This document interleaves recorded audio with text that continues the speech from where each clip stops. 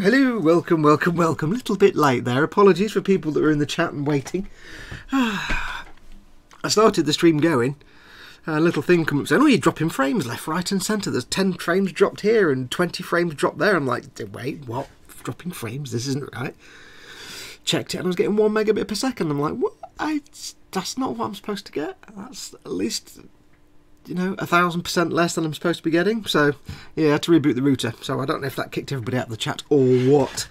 Hello everyone, it's Fox from Model Making Guru. I need a swig of coffee now, big coffee. Welcome. It is Sunday, and that can mean only one thing. It can mean, well, it's back to school tomorrow. Sorry about that. It can mean only one other thing, which is it's Warhammer Sunday. Yay! It's time for me to try and do some work on my Warhammer army. The unending forces of the Holy Contrivance.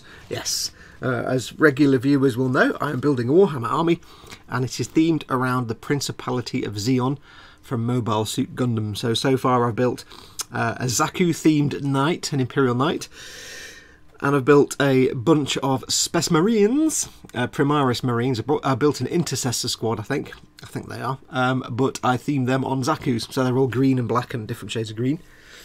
And then I realised I haven't actually got any codices for either of those two, so I can't go and play them yet.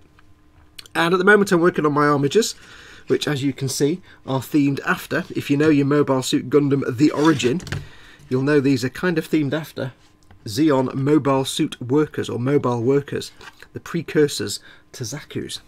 So they're a bit battered and beaten. So we're going to finish off these, hopefully finish them off, or get towards finishing them off. So I'll go over what we're going to be doing in a moment. Let's have a think. So if you've watched one of these before, as always, well, if you've not, I don't need to tell you anything, but if you haven't watched one of these before, I'll go through the spiel first, get it out of the way, because I always get this bit done first. If you've not watched one of these before, for the next 2 or 3 hours, I'll try and do some work on my army, and probably more likely I'll just hang out with you guys in the chat, and I won't get any work done, which is brilliant. We'll do some sticker giveaways, we'll do some giveaways. We have our Wheel of Giveaways feature, and don't forget last week's prize, if I can find it. I should have got it out ready. Last week's prize was this beautiful leather bound limited edition, limited to, it's number 811 of 1,000, signed by Chris Raitt, and it's which one is it? The Carrion Throne. Yes, that's what we're giving away. It's one of those limited edition Warhammer World only books. I'll get the dust off it. It's got a bit of dust on it. I'll get that off for you. Yeah, so that's what we're giving away this week. So we're going to see who's won this, and we'll see what prize we're giving away this week. Excuse me, I'll no doubt lose my voice halfway through, as I always do. As always, if you're watching this and you can't see the live chat, it's here on screen here. There's a chat thing there.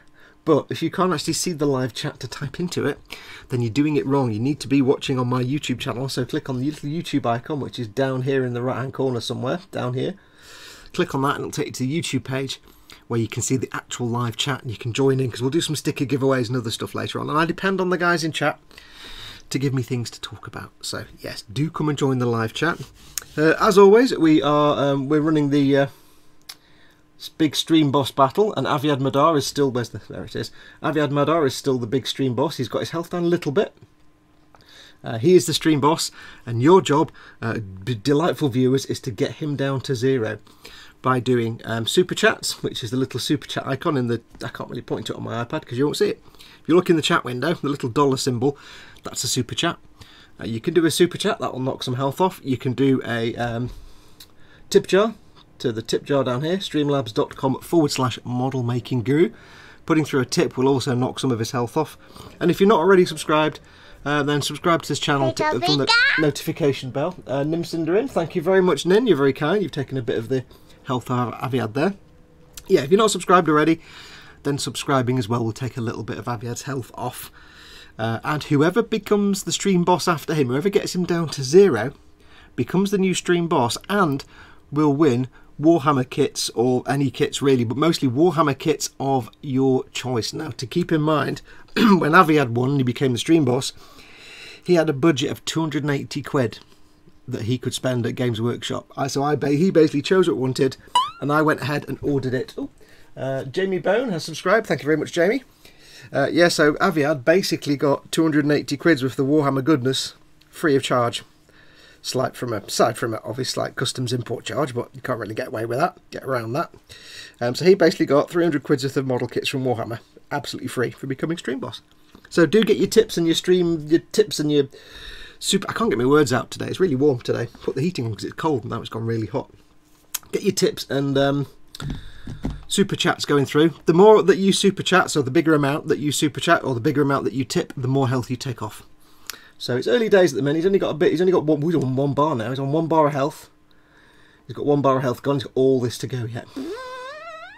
So if you can get him down to 0, he's on 91,709. Get him down to 0. Excuse me. You can win up to, I'd say up to 300 quid worth of stuff. We'll say between 200 and 300 quid worth of stuff. Right. So, well, hello. What's that? Joe Jeffrey has subscribed. Welcome, Joe. Thank you. Thank you. Don't forget to click the little notification bell. I didn't realise you hadn't already subscribed, Jamie Bone. I thought you already had. But welcome, welcome from the eModels Monday stream, and I'll see you again tomorrow.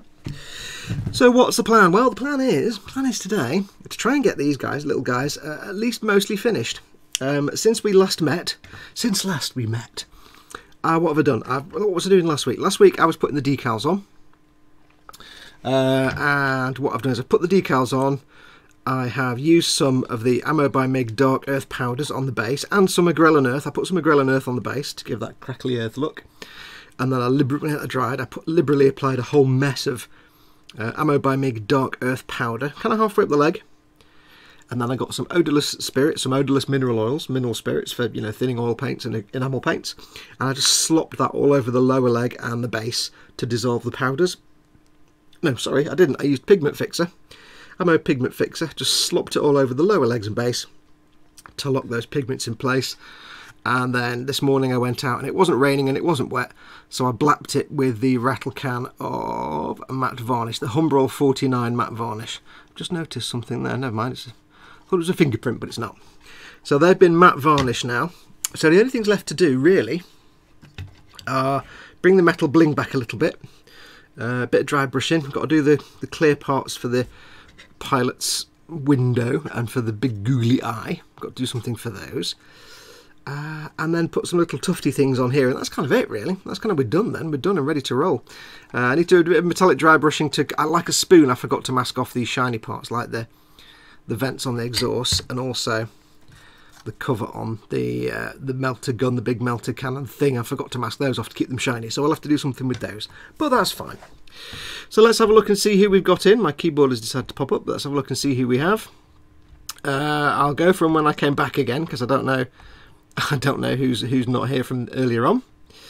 I know some of you probably lost the stream and then came back again.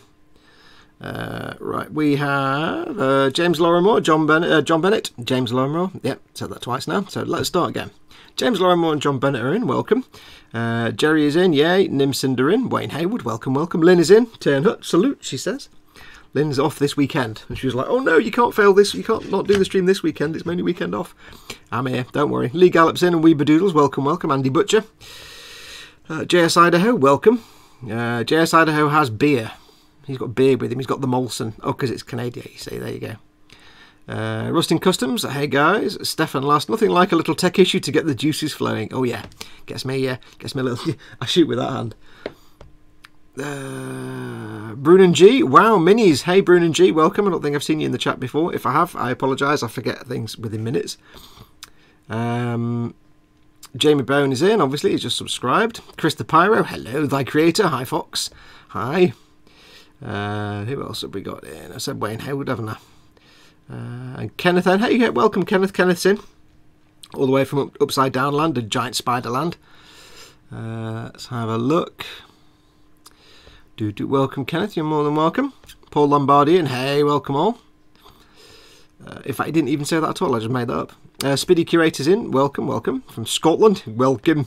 Hey, I know you don't talk with the accent, so I won't do that again. Who else have we got? Anybody new come in since then? Blade Master is in. Can't watch. I have a test tomorrow. Sad face. No. Well, don't watch. Just listen in the background. Nobody will know. Nobody will know.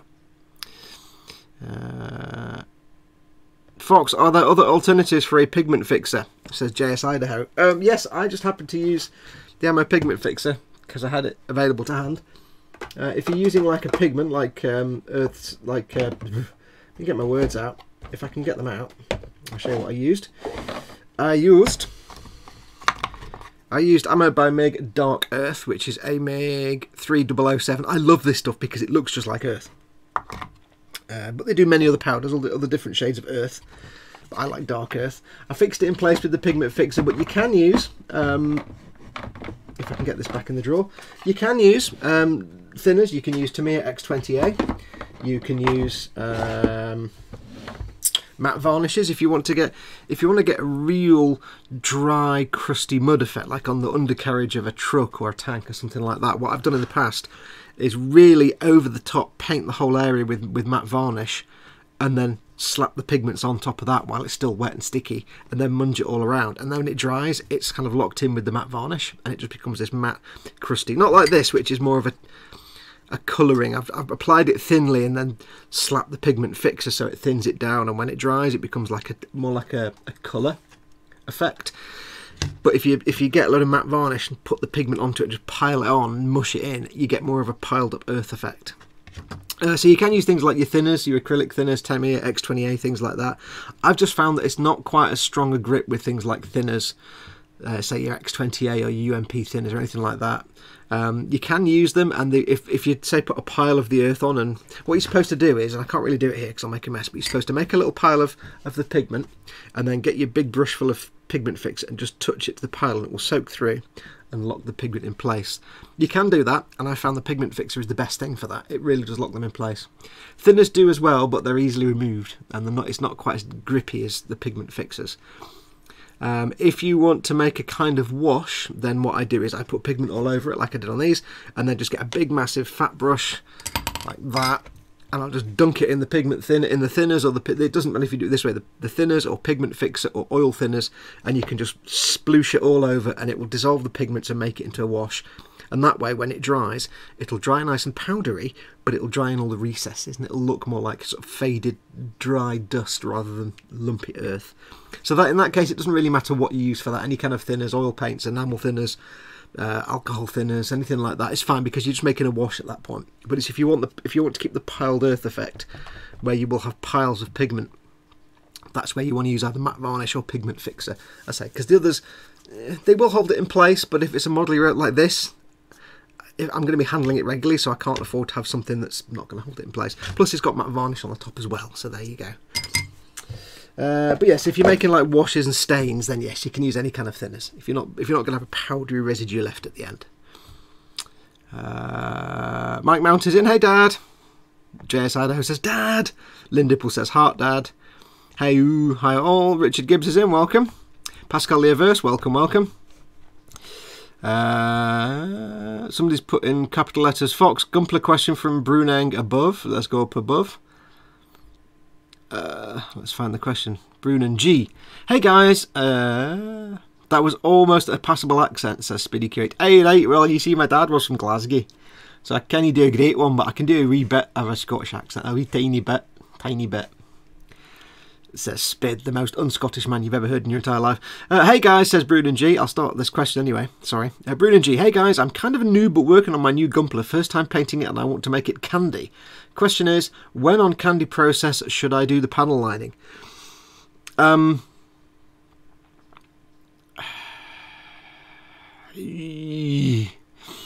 you're going to do panel lining, you want to do because candy stuff is basically you get all your paints down, then a high gloss coat. For a panel line, you want...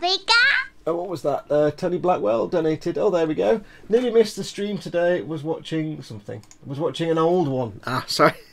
Well, thank you very much, Tony, for your little contribution. And which reminds me, I've only just realised last week Tony put a tip through, and he put a comment saying whale oil, beef hooked, and I'm like, I read it out a few times and was like, I don't know what that is. It was only later when I read it back I've seen. I'm like, oh, whale oil, beef hook. Yeah, I got it. And it was a Bart Simpson, because then I realised the one before that was what did he put the one before that?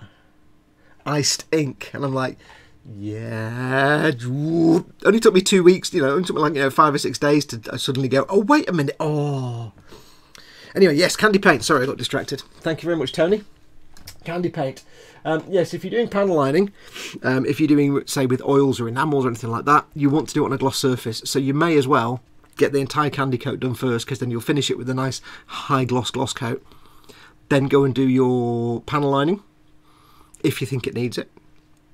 And then once the panel lining's done, you can go in then with, normally you would go over with a matte coat, but with a candy coat, of course, you don't want to do that. So once your panel lining is done, you could go over again with another gloss coat just to lock everything in. If you're never going to handle the model again, if you're never ever going to handle it, it's not going to be played with and posed, then you don't need to go over it again once you've done the panel lining. If the only weathering you're going to do is panel lining, you could just gloss coat it, panel line it, done. Of course, if you're doing water slide decals, you'd need to cover over those, so you'd have to gloss varnish it again anyway. So yes, as soon as you've done your first lot of gloss coat, as soon as you've got a gloss coat on the model, you can do your panel lining. But keep in mind, if you're putting then a gloss coat over the top, your panel lining will look glossy, but that's fine because it's a candy model, so it's not the biggest thing in the world. But yeah, candy. It's challenging. I've never done it myself. I've tried it once or twice. It didn't quite come out for me, but it's interesting. It can come out really nice if you get it just right. Chris the Pyro is also, all my paints are enamel, so I'm confused as to what type of paint for panelising to use. You don't really want to paint with enamel paints. Ideally, you want to paint with acrylics if you're airbrushing, just for the simple fact that acrylics dry fast.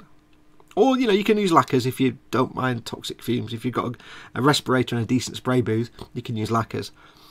But for painting, I wouldn't use enamels, because you never know how long they're going to take to cure. It can take days. And if you put varnishes or anything else over enamels and they've not fully cured, it can really mess up your paint job. So if you can, maybe not on this build obviously, but if you've already painted it now, as you're going forward, you might want to try and swap to acrylics, just for the sake of ease and things drying within 24 hours. But it doesn't matter, as long if the basic rule of thumb is that you can put anything on top of cured acrylics, you can put anything on top of cured enamels, as long as they're cured. It's the main important thing. If you're going to put something over enamels that's not enamel, you have to make sure the enamels are fully cured. I don't mean dry. I mean cured, like for days and days and days. If you're applying, say, a thinned wash of enamel panel line wash, you want to make sure the enamels underneath it are fully cured. Otherwise, as soon as you put the wash on there, it's going to reactivate the enamel underneath and you'll just get a mess. So whatever you are doing, just make sure everything is fully cured. If you're using an acrylic gloss varnish or a lacquer gloss varnish, you have to make sure those enamel paints are fully cured. I would leave them for a week, at least 2 weeks. It depends how thick the paint is. Enamels normally dry within 24 hours, but they can still be chemically curing. So just leave that thing for a week before you put any kind of gloss coats on it, just to be safe. And going forward, you probably want to move to acrylics or lacquers, because you can airbrush lacquers and they dry fast as well. I've got the sniffles today. I do apologise. I'm sorry, Pascal Lievert says he used some wood glue really thin with water and then mix it with some pigments and then brush it on. That's a good idea. You can do it with PVA. Pigments are great because you can mix it with anything. When I did my transit van, I wanted the underside to look kind of dusty and dirty, but not like wet mud. I wanted it to look like dried on, caked on mud.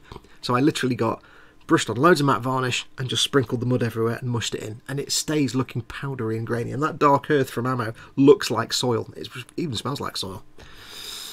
Who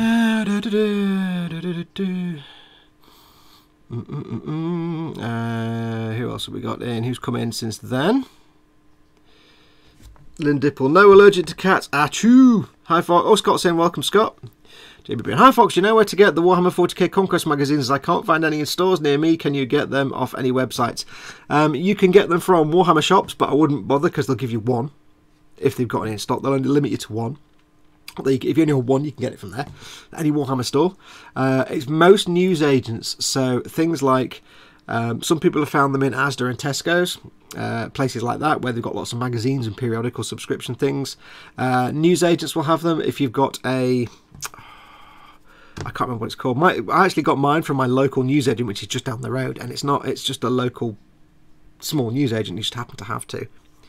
So anywhere that you're going to buy has a magazine rack, basically, will probably have them. Things like W.H. Smith's, anything like that. But this point in time, you might have trouble finding them because I think the second issue's already come out now. Failing that, if you're going to subscribe to the thing, if you just want issue 1, you're going to have to hunt around. I don't think they'll be in store. They might still be in stores because it's been a week or two. If you actually want to subscribe, you can just subscribe online. And I can't remember the address. If someone can I can't remember what it's called now. I think it's just Warhammer40000conquest.com. But just do a Google search for Warhammer 40,000 Conquest, and you'll find there is a website where you can subscribe on there. But yeah, any newsagents, if you're having trouble finding it, it's probably because it's after the first week and everybody bought one.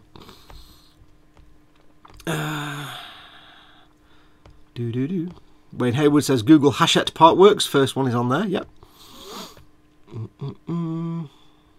Lynn Dipple, does Hachette Partworks deliver to the US? No, at the moment, Lynn, I'm afraid the Warhammer thing is only in the UK and Republic of Ireland at the moment. Now, if it was D'Agostini, I'd say give it 6 months, it'll be out everywhere else. Because it's Hachette, I don't know. I don't know when it will come out everywhere else.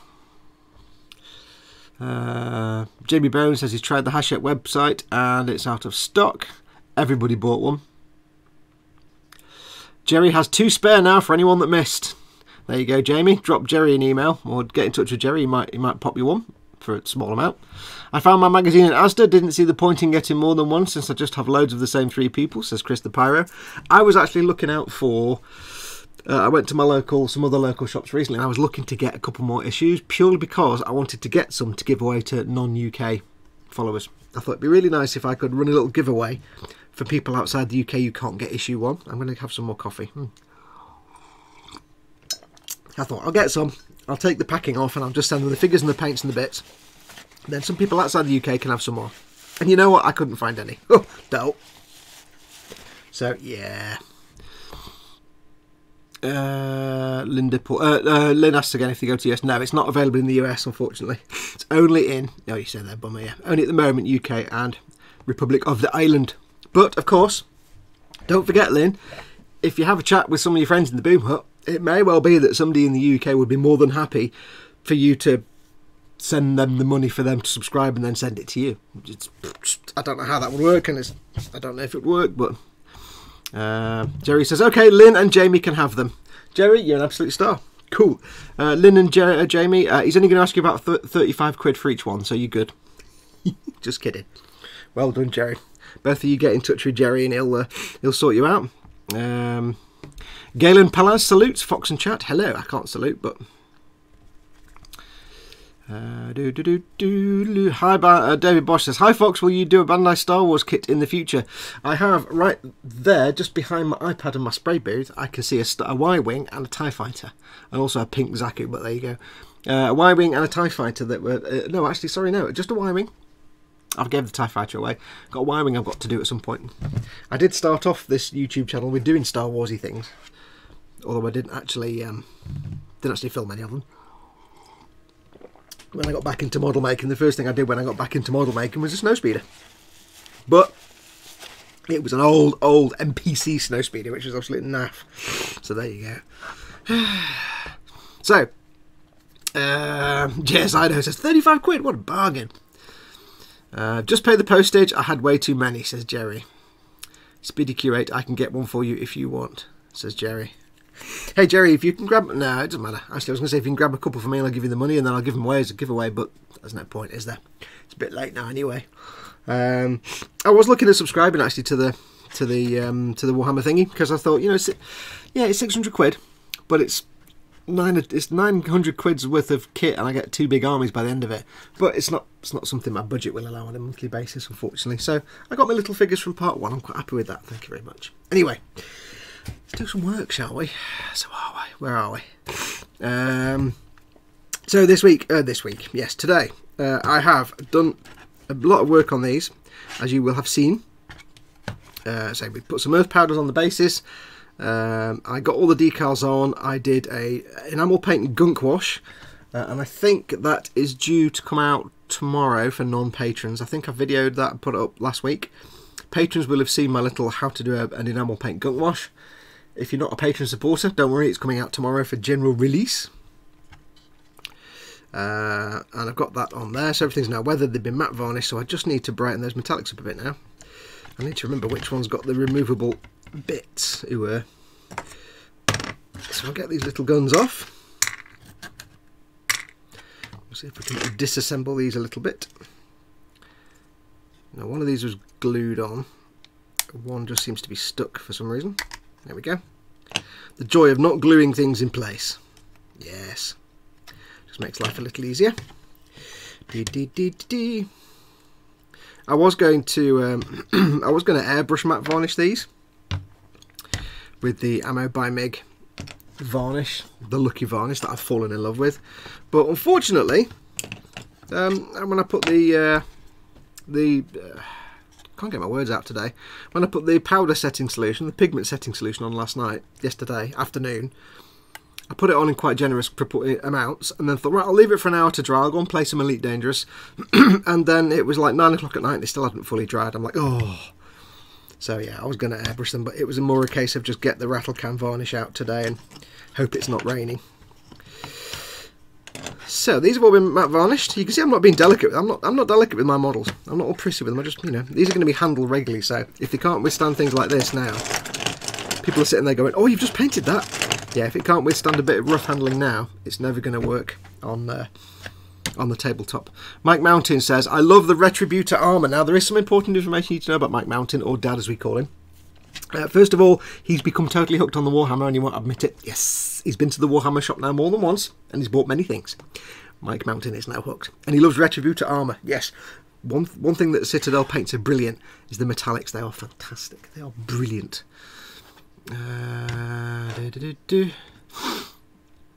Is it a bright gold? Says JS Idaho. It's quite a nice gold colour. The Retributor armour. I haven't got it here in front of me. Have I? Yes, it is there. It doesn't look like much in the pot, but you can tell it's the expensive one because it's got the white lid, which means it's a bit more expensive than others. And it is a beautiful gold colour. It's quite a dark gold. They do different colour golds, but what you do is you get that as a base coat. Then when it's dried, you give it a shade of Reichland Flesh shade that's like a nice kind of reddy brown colour that gives it some depth, and then you go back over it as a dry brush. You can either dry brush it with more Retributor armour to bring the highlights back and the shine, or you can do some Liberator gold, which is a lighter gold colour for highlights, or you can use things like I've used my Duraluminium, my Vallejo Duraluminium as a dry brush over the top, and it just looks fantastic. Because the gold gives you the gold colour, the wash gives you the shade but mats it down, and the dry brushing over the top brings the bling back. There's no gold on here to show you, unfortunately, but there you go. Is that the one that comes with the magazine, says Chris the Parro? Yes. Yes, it came with that, and Ultramarine Blue, and Abaddon Black. And I got 2 copies, so I got 2 golds. I got these 2, because I got 2 lots, because I got 2 magazines. That itself is about £6 with the paint, and I paid £1.99. So even if that's all I got, 2 pots of paint, it would have been brilliant. So it's worth that £1.99 just for the paint. Let's have a look.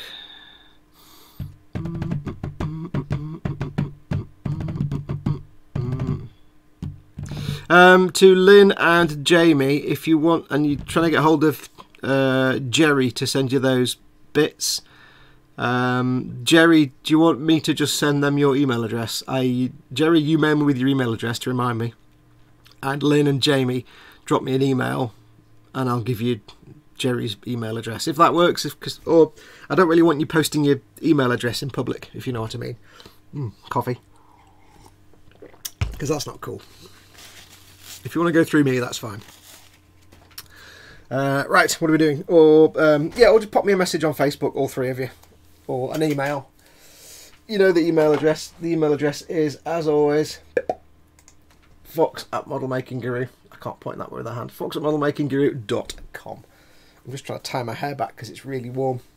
And then we'll do some work. Right, so.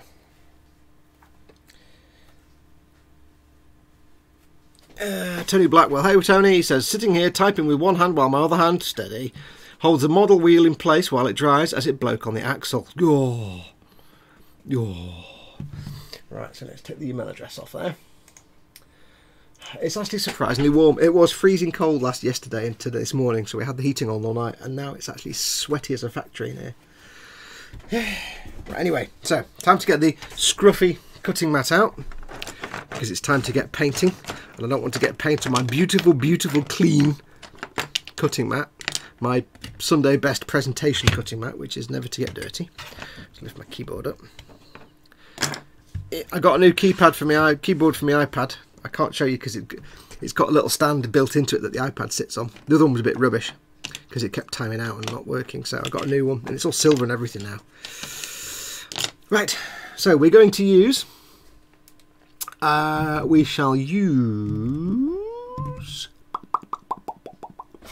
to do some dry brushing. I'm going to go back to my old standby. Durable Moomin. 7777. No, it's not. It's 77702. It's you can't really see that. Let me get the clean one. Hang on. Where's the clean one? There we go. Vallejo metal colour 77702. I like the fact they've changed the labels now, because apart from the fact this is covered in paint, whenever people used to show this on screen, you couldn't really read it because it was so reflective. So now they've kind of, it used to look like that. And you're like, look at this amazing paint, and people would be like, what does it say? I can't read it. I can't read that. So now they've changed the labels so they're not quite so shiny, so people can actually read them on screen. So we're going to use a durable moomin. A quick update, by the way. Kenneth, I got your second pot of flowers. Thank you very much. Kenneth made me some lovely little flowers to go on my little Warhammer bases when I do my Sound of Music. I've got one Warhammer dude that looks like he's singing the Sound of Music, so I decided to make him all camp. So Kenneth has made me some little flock flowers to go on the base. So I've not got you around to using them yet. And yes, Kenneth, I did get that one open, even though I had all I put the stuff around the top. I got it open. So thank you for that. I got that off for Dad, Kenneth. Thank you very much. Looking forward to putting those on. So little flowers on his base because he'd be all, oh, the hills are alive. Right, so dry brushing time. Shut up, Fox. So we have the piece of the tissue. I need something to use as a palette. I shall use inside my little bits. I've got my little bits thing here. I'll use inside of that. And we need a dry brushing brush. And for this, I'm going to use... Now, I don't know. Because I don't... let's do... Yeah, I'll use my dry brushing brush. But we're going to go quite minimal with this because I want it to have a metallic twinge, but I want it to be quite minimal in some areas. So, Fox, show us your man bun. Ooh, ponytail. It's a ponytail. It's only a little tiny one. I've only got, my hair's not only shoulder length at the minute, so I haven't got a big, long, flowy one yet. I've got a little bit of a ponytail going on because it's hot and summery and it just gets it out of the way. Now, you've seen dry brushing before, so we've got our durable moomin. I'm using my favourite in the world dry brush because it's an old knackered Daler Rounded Graduate chisel blender that's got so much paint crumped in there that it's actually rock solid apart from at the very tip. It's just rock hard. Yeah, so a little bit of paint on there, don't need a lot because it's really thin paint. Gonna get that off on the brush, and I'm going for a really light touch here because I just want to bring back a little bit of life to the metallics. I don't want to make them all clean and shiny again. These are supposed to be grubby, dirty, filthy things. So I just want to bring back a real tiny amount on the main parts here that are supposed to look kind of dirty and knackered. I want it to stand out. Now there are other colours you could use, but I found that this duraluminum, because it's so bright and shiny, it does stand out nicely on when you've got a real dark metal, and it does give it a nice, real kind of rubbed, clean metallic look. It's a bit like to me as chrome silver in usage, really. So I'm just using it really, really lightly. Not doing these bits yet. I'll do them in a minute. But really, really lightly, just to bring back some of that bling and shine, because the matte varnish has obviously matted it down a bit. It's not matted it down matte. I didn't go crazy with it. But it's not matted it down massively, but it's not, still not quite as shiny as it was. And that's the sad thing about doing any kind of metallics or models, but that you're going to use on a tabletop, to play on the tabletop. Of course, you have to make sure that any model you're going to play on the tabletop is protected, because you're going to be handling the crap out of them. And the real problem there is you always get the most perfect metallic finish before you put the varnish on. As soon as you put the varnish on, it looks exactly as how you want it until you put the varnish on. I was sat there this morning, I'm like, oh, I've got to put varnish on this, but the metallics look perfect right now. They're exactly like I want them to look. Unfortunately, I had to sacrifice that. So this just brings a bit of that back, and it just makes it look a bit more worn and weathered. Now, a couple of people have asked why have I left a lot of some of these weapons unpainted or left in the metals, because on the real thing this should all be different colours. It's supposed to be a mobile worker. It's the real utilitarian. It's like a forklift truck, basically. It's not meant to be a spanky used for war weapon. In the Xeon I've got to repaint that tube now. I've got metal all over it. Never mind. In the Xeon thing, it's supposed to be a real crappy low end of the market. Basically just like a dock machine that lifts cargo crates and stuff, things like that. Just construction work. So they're sparing every expense on these. They don't need all the nice complicated livery, really. That's for knights. So I don't mind having lots of just bare metal on these things. So I'm being quite subtle, but there are a couple of bits where I'll need to go heavier, and I'll show you those in a bit. But this is like, if you've seen some of my older builds where I work on gunpla frames, and I do like a gunmetal colour first, and then a Tamiya smoke wash, and then I dry brush Tamiya chrome silver. It's basically doing the same thing, just to get a bit of that brightness back. Now I've not done this barrel yet either, because I'll do that in a bit. So that bit done. So we'll get all these little bits done first, and then I'll show you the next step. So it's not very exciting while I'm doing this, so bear with me. On here I'm going to work on this part here just very, very gently. Very gently, it's too much. Because I want to keep it minimal, remember. I'll do a little bit over the top here. But I'm not worried about the blades on this Reaper chainsword or whatever it is. It's the little mini chainsword. I'm going to paint those separately in a minute. Or later on. Just to make them really metallic.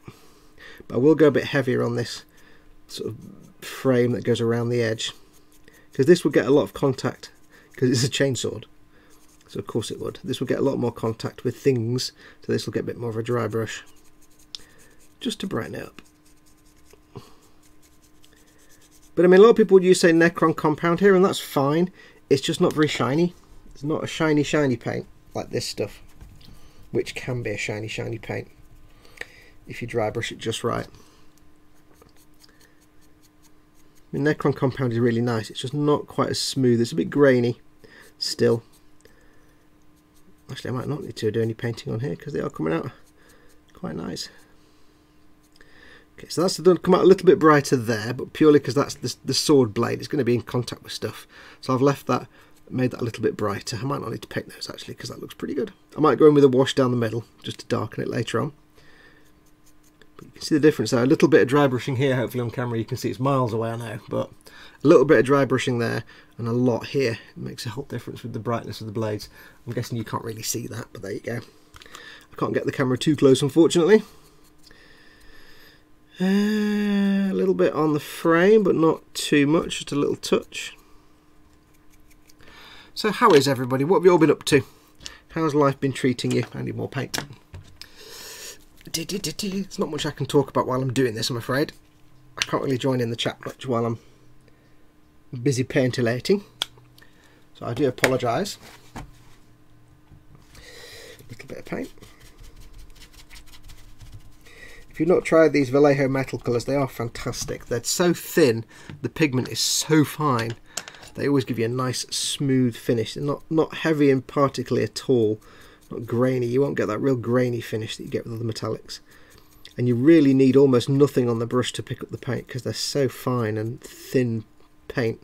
They're almost like lacquers in their thickness that you can just touch the brush to it and it'll scoop up enough paint for a dry brush straight away.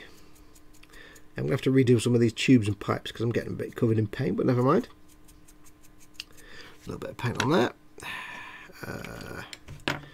I'm not sure what I'm going to do with the frame parts. I don't know yet. I might leave them looking scruffy. I don't know.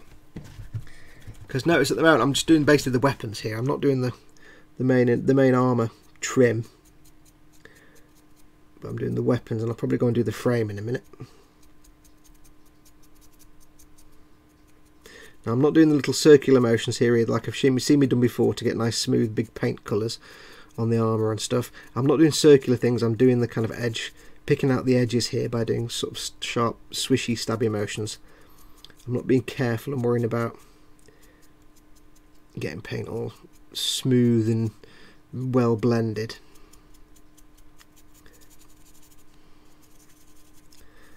Because I want some scritchy scratchiness on these a little bit, just to suggest wear and tear a little bit.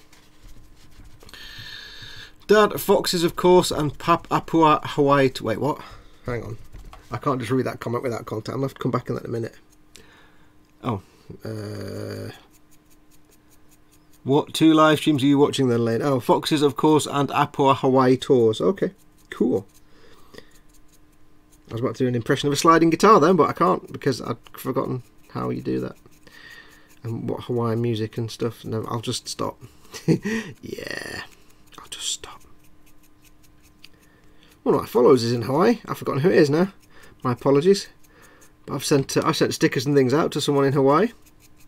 Who is it? Daryl D, I think. Boomhut regular Daryl is in Hawaii, if I remember rightly. Now, I'm not going to do the trim on the armour because I'm going to zoom in a little bit for you because it's kind of a mile away. The only thing I'm conscious of is if I get too close, then when I'm painting, all you see is the back of my hand. So I don't really want to get too close. Let me change the focus for you. Where is the focus? The focus will be there. Let me lock it in focus. There we go. Yeah, I'm quite pleased with the actual trim parts, the trim silver, because it looks like worn. There's my hand in the way. It looks like metal, but it looks worn and filthy and well battered and beaten and just not really cared about enough to be looked after in any great way, shape or form. So I'm quite happy with the stuff on the armour. What I might do is give just the frame here a bit of a dry brush with this duraluminum. Or I might use steel, and I'll use duraluminum. I'll use the same colour. And this will be a quick dry brush just to pick out the edges. So I'll need some more paint. Oh, no we won't.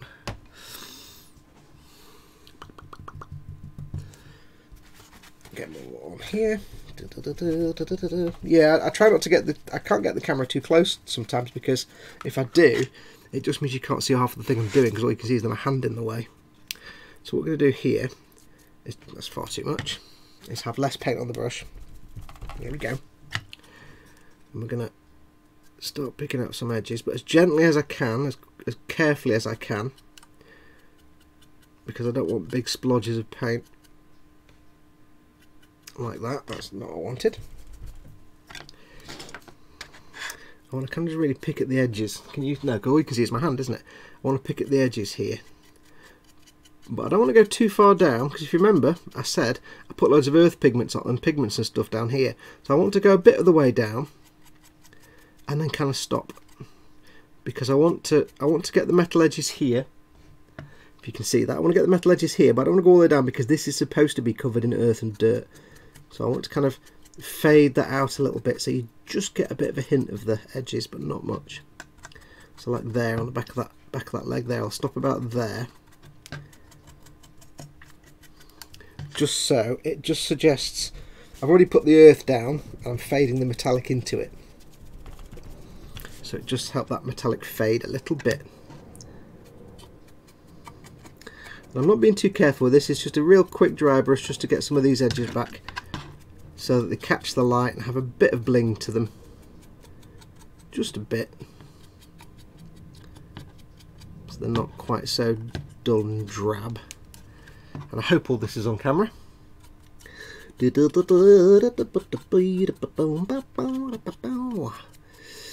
See, normally I hum or I have music playing while I work. And if I haven't got music playing, then I'll sort of hum or sing or whatever to myself. I can't do that on telly because it's all copyright, and I have to constantly start breaking into song and thinking, nope, can't sing that, make it random, and I have to just make it into a random waffling tune so it's not anything that's copyrighted. Yeah, be really careful when you're on the telly, doing telly things. So that's going to be enough. That's just a real light, subtle hint of that metallic, just to pick out, just to give it. I mean, it doesn't really come out on camera, but it just gives a little bit more zing to the metallic. It goes from looking dirty and horrible to Dirty and Horrible. Oops, and dropped. Dirty and Horrible with some shiny edges. Now what I will do, I'm nowhere near finished on those yet. What I will need to do, like I said before, is bring back some of the shine on the exhausts and on the heat things for the thermal weapon. Oops, far too much. And that's where I need to do some careful dry brushing. But for the moment, we're just doing careless dry brushing, which is the best kind of dry brushing. Because you don't have to think about it, you just do it, you just go, like that, you just slap it on, as Ted would say. Yeah, I'm going to have to redo some of these pipes because I'm covering them in metallic, but that's fine because they're all just matte colours anyway, they're all greys and blacks. So I'm going to get some paint in there. But again, I'm just going to fade it around about this sort of ankle joint here. Because if you think logically, that's about the size of a man, is about here. So there's going to be dirt and dust kicking up off the ground onto the feet and the lower half of the leg, but it's not going to go really much higher than that, really, unless it squats down a lot. So I don't want to get too much of this dry brushing down where I've put the earth pigments. Just to go up here in places, just to bring back some of the bling. So again, I'll stop around about here. That's one of the tricks when you're doing any kind of weathering and you want to fade colours. If you're doing any kind of like weathering or even just normal painting and you're not using an airbrush and you want to fade colours into each other, especially when it's like weathering and dirt and dust and stuff, sometimes it's just a case of going backwards and forwards with different colours. Fade one out and then fade another one into that, and then fade backwards and forwards, and just keep going and see what comes out. And sometimes, if like, because obviously with this we've painted the metallics, then we've added the shades, then I've added like dirt and dust, and I'm fading the metallics. I'm basically painting and doing it in reverse. It's the dirt should be on top of the metallics, and I've done that, and now I'm going back and adding metallics back onto over the dirt, but I'm fading it and shading it. Got some painting mistakes there, you see. We've got some copper on the silver. I can hide those now with this dry brush. So sometimes it's just about, like, you know, shading things over other things just to get a balance and hide things. Here I've got some orange paint onto the metallic part, so I'm just going to dry brush over that. And it won't hide it completely, but it'll blend it away. And because there's almost nothing left on this brush, there's now no orange paint on this bit here, where there was a minute ago. But it doesn't look like I've painted it silver because there's so little left on this brush. It's almost nothing. Almost nothing. Okay, that's that fella done. Do one more. I'll put him there. Then we'll have a look and see what chat's doing, because I can't really do much while I'm doing the painting. Yeah, if you haven't tried these, I've not so far. I will admit I've only tried the duraluminum colour, and I absolutely adore it. I've got little white hairs all over this for some reason, and I adore it. So that's why I bought all the rest of the range now. I'm looking forward to trying exhaust manifold at some point. Yeah, burnt exhaust, that looks fantastic. Can't wait to try that. Airbrush that over to get kind of hot or heat burnt exhaust effect.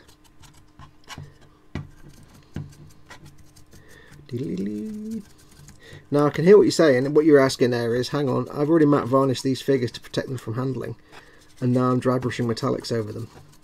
Yeah, pretty much. If you think about it logically, ultimately what I'm doing now will not be protected from handling because I'm adding it after the fact. But it's a dry brush layer and it's minimal, and it's not the end of the world. Yes, it will eventually rub off slowly but surely over many years, but it's not the end of the world. It'll still look like it's meant to look. And if I need to, I can always go back and add more again if I need to, if I really need to at the end. Right, so that's those done. I'm not going to do the, like I said, I'm not going to do the bits of armour, the trim on them, because I want them to look dirty and slightly different to the rest of the inner frame. What we need to do now is have a swig of coffee. Nom nom. I can hear Mum answering the door downstairs. Oh, I've only had to go. Andy has had to go. Gotta run, guys. Have fun, everyone. Thanks for coming, Andy. I always see people have gone when they're gone. Just going to clean this brush off. Yeah, Mum's just taking delivery of her. Mum liked the keyboard I've got for my iPad so much, she got herself one. It's like a little keyboard, USB keyboard, Bluetooth keyboard, but it also has a little stand that comes out the back that the iPad can sit on, and it's brilliant. It's absolutely fantastic. It's better than the one I got a couple of weeks ago, which was a bit pants. Right, so that's that roughly cleaned out. So, what we need to do now is, I need to put that to one side so I know it's been used. I've got the sniffles, I do apologise. So we've got the metallics done. So I'll have a quick look at the chat and we'll see what you guys are doing, and then we'll do the next bit.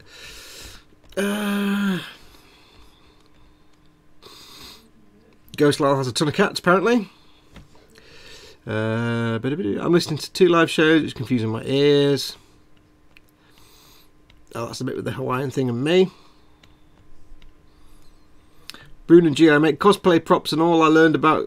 start that again. I make cosplay props and all I learned about good paint job for that is from scale model painting. It's the same principles. There's nothing different to if you're painting, say, you know, some kind of cosplay thing like armour. Or, you know, like you're building some kind of sci-fi body armour or something. I don't know, anything we're making. It's the same principles. Exactly the same.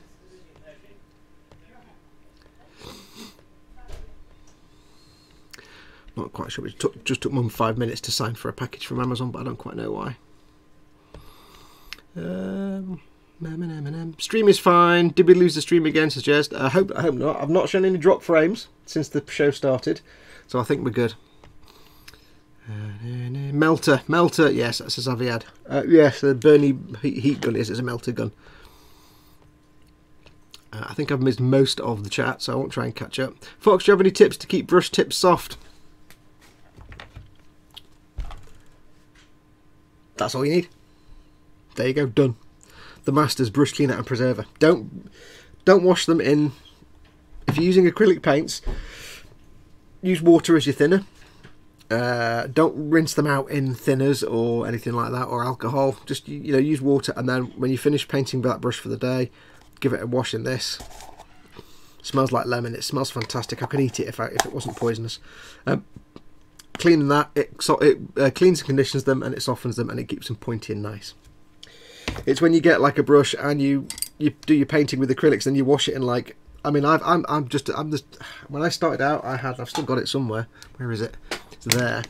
I had a thing of brush wash, which is all different kinds of thinner and alcohol and IPA and stuff, and I was cleaning my brushes in that, and it got them clean, but it was killing them completely. Because imagine washing your hair in isopropyl alcohol. It's just not going to work, is it? So then I got some of this stuff. And now when I'm painting with acrylics, I use water as a thinner, because I use a wet palette, and I use water to rinse them off quickly. But at the end of the day, I'll go and give them a wash for that, and it softens them and conditions them. And they just keeps them really nice. Also, avoid like this one, it's got some paint down there. When you're putting paint on your brush, try not to get it further than about halfway along the brush. Don't get it in the ferrule, because what makes a brush go like from that pointy brush to that splayed out brush is paint down in the ferrule. If paint gets down in there, like on this one, you can see it there. If paint gets down in there, it goes all crusty and dries. You can't get it out, and as it dries, it pushes the bristles apart, and you go from that to that. So that's why brushes splay out. So yeah, clean them regularly. And yeah, there are other brush cleaning shampoos are available, but I strongly recommend the Masters because it smells like lemon. Do you use washes to get the burnt effect on gun barrels? What colours did you use? Says Earl D. On this, if you go to, I think there should be a playlist on the channel. Not the Warhammer Live, but it should be one set aside just for these episodes. When I'm working on this, I do actually show it. I think not last time, the time before, it was all dry brushing. It was Retributor armor. No, it wasn't. It was paint the thing in Balthazar Gold, like this bit. I've got to redo this because they've gone matte now. It was Balthazar Gold all over. Then Agrax Earthshade all over. And then another coat of Agrax Earthshade, but not all over, just towards one end, like halfway along. And then more Agrax Earthshade, again, more towards the end, so you're getting darker and darker and darker. Then once that's all dried, give it a dry brush of Retributor So this end starts, sort of finishes up Retributor colour, and as you get towards the burnt end, fade it out, so you're fading in towards the dry matte brown Agrax Earthshade, and you go from gold to Agrax Earthshade, and then dry brush again. I'm going to do it in a minute, but dry brush again with I will use the Duraluminium, again starting from that end and fading it out. So you go from aluminium to gold to the brown of the Agrax Earthshade, and that's what I need to do next actually, is bring that back. So let me find a decent brush. Where's my little dry brush, my little wedgie brush? Where's my wedgie brush? Where are you? Where is my little brush? I've got a little wedgie shape. There it is. Yes. I shall do this now. I'll show you. Now you won't really see this. I might have to zoom in. Let me see if I can get funky with the camera. Funky with the camera. Look at that. All out of focus and everything and all that and everything. Right, let's see if I can get this in focus for you. So, hang on, I need to hold it up, don't I? Let me just get that. So, yes, it seems to go from silver to this kind of brown colour. It literally is just three colours. Silver, gold and brown. It's mostly silver, copper and brown. The gold was just for a highlight. Paul Lombani is off to bed. Good night. Thanks for coming in, Paul. Sleep well. Merlin's Muse says late with coffee. Morning all. Morning, dude. Right, so anyway, yeah. So what we're going to do, I'll sort of demonstrate it here. So yeah, I'll go through that again. It was basically paint it all Balthazar gold, Agrax Earthshade the whole thing, 2 coats probably, then that much Agrax Earthshade, and then this much more Agrax, so about 4 coats of Agrax Earthshade at the end. Dry brush with the Balthazar gold, up to about there, fade it out. Dry brush with Retributor to about there, fade it out. Dry brush with the Duraluminium to about there, fade it out. That's now matte because, like a spoon, I forgot to cover it over when I matte varnished everything, so I need to bring that back. I'm not going to go in as much detail as I did before. What I'm going to do is I'm going to find Retributor Armor, and I'm going to use 2 brushes. I need another dry brush now. Oh, you spoon, Fox, you special person, aren't you?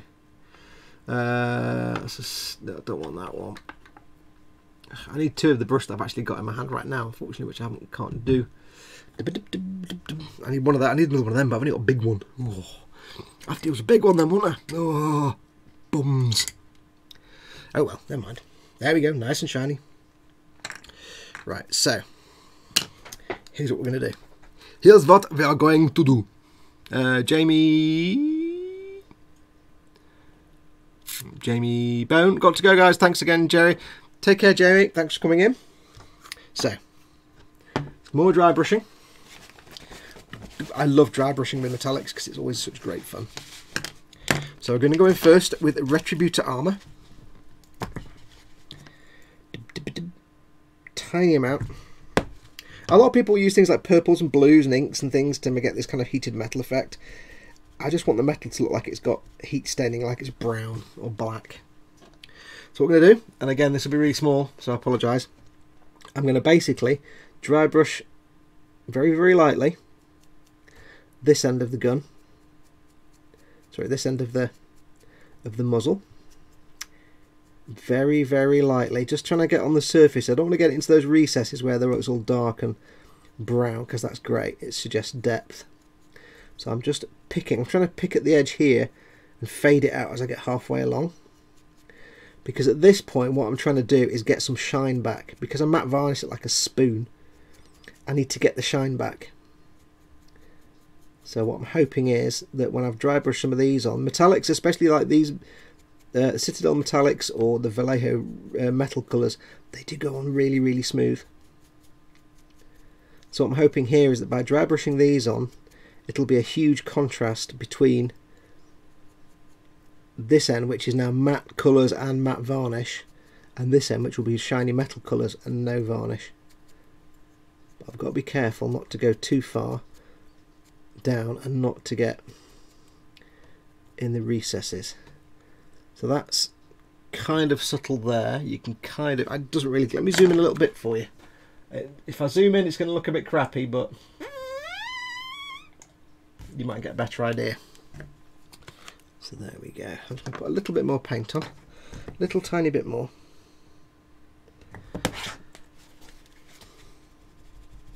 It's going to be a two-part process. Again, I'm just going to try and get it more towards the end here. And really I'm just looking to change the colour a bit, but it's more about getting shine at this point. So that's that bit. So you can see now it goes from this nice bright gold colour to the original mixture of gold and copper and Agrax Earthshade and faded nonsense. I don't really want to touch that. So what I can do then is come back in with the duraluminum, which I'll need to replace again. There is one advantage to the Citadel pots.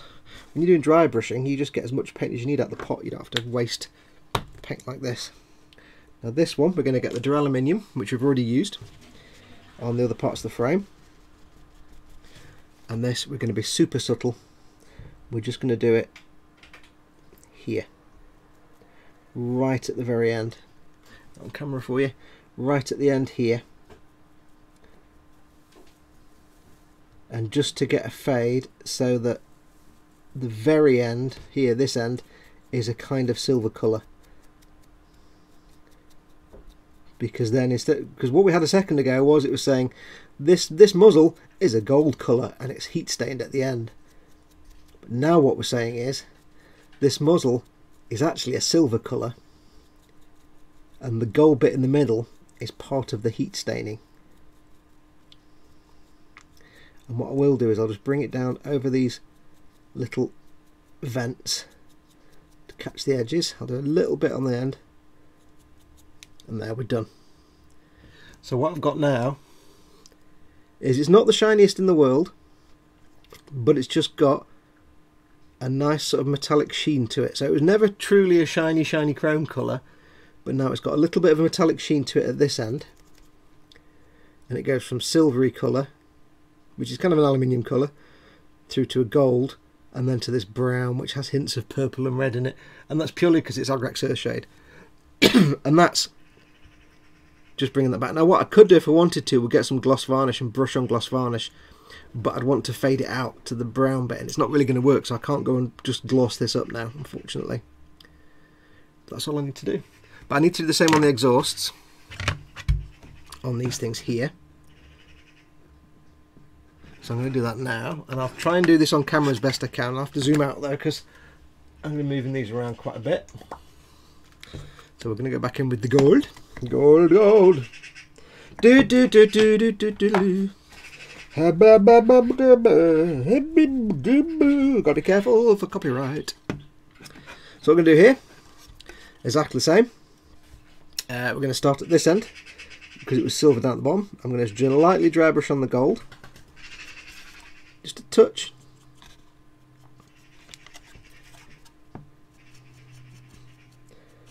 Probably have to go through the recess bits with the Agrax Earthshade again later because I'm kind of, these are bigger on the exhaust, so you have to, it's going to get gold and other colours inside those recesses and I don't really want that, so I'll have to go back and fill those with the Agrax Earthshade again just to darken them down later, but that's fine.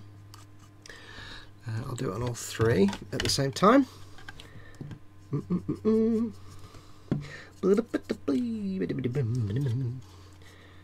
Now you might think I'm being a bit careless with the paint here because I'm getting it everywhere. I'm getting it on this bit here, maybe a bit on the armour. It's fine. It's all just adds to the weathering. It's just, don't be so precise. It's a tabletop model. A little bit of slapdash is never a bad thing on something that you're going to play on the tabletop. Now while there are people that will go to, you know, they'll do studio finishes on their tabletop miniatures, and there's nothing wrong with that at all. You get some beautiful work by some builders. I've said right from the start, these aren't going to be museum quality paint jobs from me. They're not going to be display model level paint jobs, because I intend to play them on the table, and that will no doubt mean dropping them, banging them together, jamming them carelessly into the carry case. All kinds of nasty things will happen to them. So I'm not being too prissy and delicate with the paint job. I'm not just going to do, like, you know, the standard Games Workshop couple of colours and you're done. I'm not being that simple about it. I'm going some effort, but I'm not doing a full display cabinet job. because they're just not gonna survive. And if they do get scuffed and scraped, or if something breaks off, or if I have to do any quick repair, paint job repairs, I want it to be a quick paint job repair, not something I've spent hours and hours fussing over. So, and I'm just having fun at the end of the day. This is for my army, I'm just having fun. If I was making something to sell, then, you know, I'd spend twice as long on it. But I'm just doing these for me, off camera as well. I'm just doing these for me, to you, to me, to you. Rest in peace. Just doing these for me, so it's just something fun to put on the tabletop. Now I know John Bias, not John Bias. Name, Grey Hall. Boom Hutter. I don't know if he's watching today. I don't know if you're in Grey. Grey Hall also frequents the same local Warhammer store as me. Yes. A couple of you actually do. Trevor Greenhouse as well is a regular in my, or rather my local Warhammer is his local Warhammer. And I've seen, you know, you've seen some of Grey's stuff in the Boom Hut, some of his Warhammer builds, and it's like, yeah, they look mint. So I don't know if, like, because I've said to Grey at some point, once I get enough things painted up that I've actually got codexes for, because I've got Space Marines, haven't got a codex for Space Marines yet, and I've got my Imperial Knights, haven't got a codex for Imperial Knights yet, and I've got my Armigers, haven't got any kind of codex for them either. Hello! You can see I planned it well, didn't you? So what I will do is, as soon as I've got enough, have I just painted that one? As soon as I've got enough Imperial Guard dudes that I've actually got the codex for painted up, done those two, then I shall take my minis along to my local Warhammer store of a Thursday and have a game with Grey. But his miniatures look fantastic. He put a picture up the day saying, I've won my first game, and there's some picture of his minis, and I'm like, wow, they look better than mine. But like I said, I'm just trying to get these done. I'm not really kind of taking my time with them, so, because it will be a big army. I've got a lot of things to paint, unfortunately. Now what I need to do is, on these, I need to bring the bling on the barrels. So on these, I've got this brush going already, so I'll just carry on with it.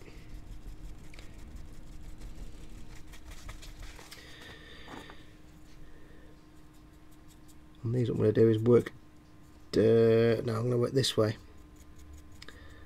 from the barrel down. On camera, yeah. I work from the barrel down and fade it out as it gets towards the tip, because that way then I can suggest that the matte varnished and dirty tip is actually the heat stain bit. Kind of doing it in reverse, really.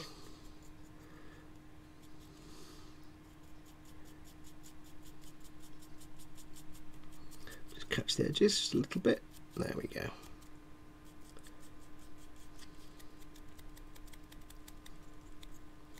There we go.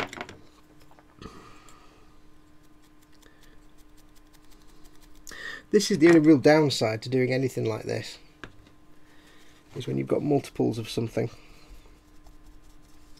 and you've got to paint something like 6 or 12 times. It's like, ugh, do I have to do it again? It can be a bit of a drag sometimes. To prepare yourself mentally for the drag, like for some, painting feet on knights and these armigers, ugh, painting the little details on the feet, oh, it's tedious. Doing one is bad enough. It's like I did start off painting the full casing around these weapons, but it was so tedious I couldn't face do it 4. So I stripped all the paint off the one I'd done, because it didn't come out looking great anyway. Stripped all the paint off the one I'd done and painted it to look like this. I was like, yeah, I'm not doing all 4 of these, because that's just not going to happen. I would give up the will to live. And sometimes it's alright to cut corners, because it's all about having fun, and if you're doing something that's not fun, then find a way around it. Either find a way to make it fun, or if it's just not fun at all, find a way around it so you don't have to have unhappiness. Nothing wrong with that at all. Okay, this one looks a bit more beat up than the others, but that's fine. Now what I need to do is, I'm going to have to put a dark wash down the middle of the chain blade. I think. I don't know. I don't know. Maybe. Maybe, I don't know. Anything to do on here? Done that bit already. Okay, right, so that's that bit. Where's my wash thing?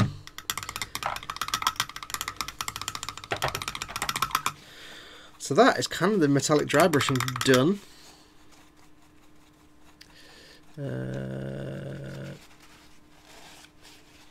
Looking forward to painting the bigger part of my set, says Merlin's Muse, working on small groupings, banshees and such. Paul, who's come in? Paul. Everybody's saying, hey Paul. Oh, Paul Di Tommaso. Good morning everyone, welcome Paul.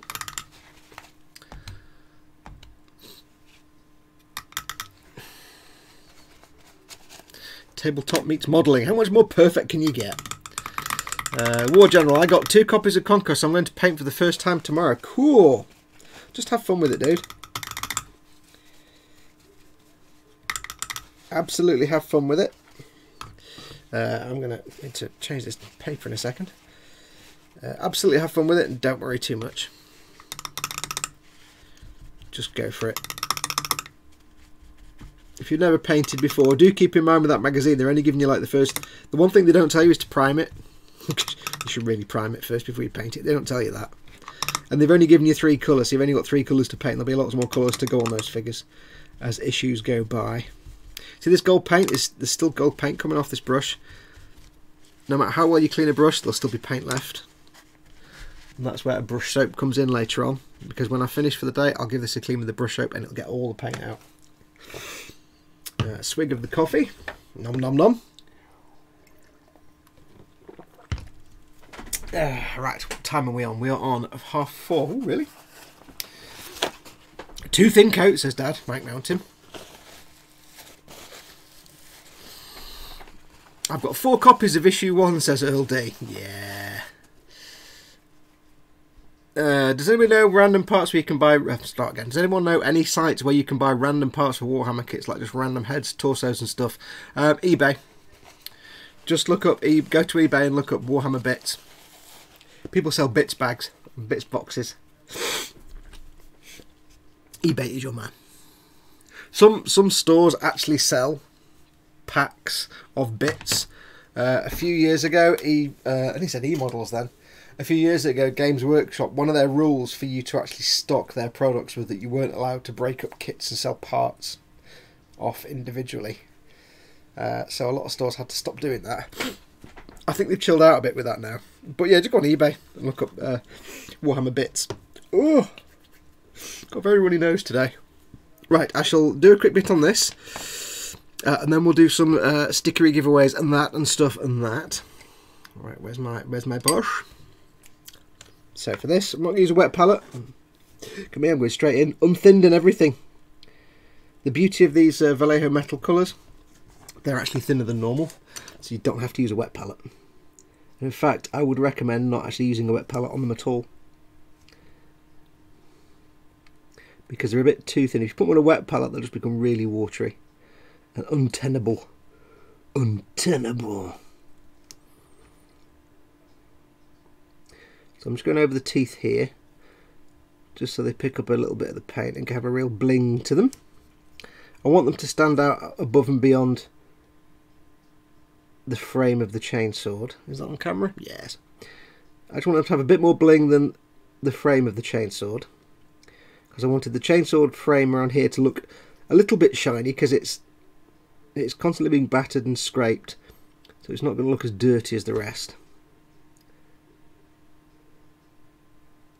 But I wanted to make sure the teeth stood out a little bit.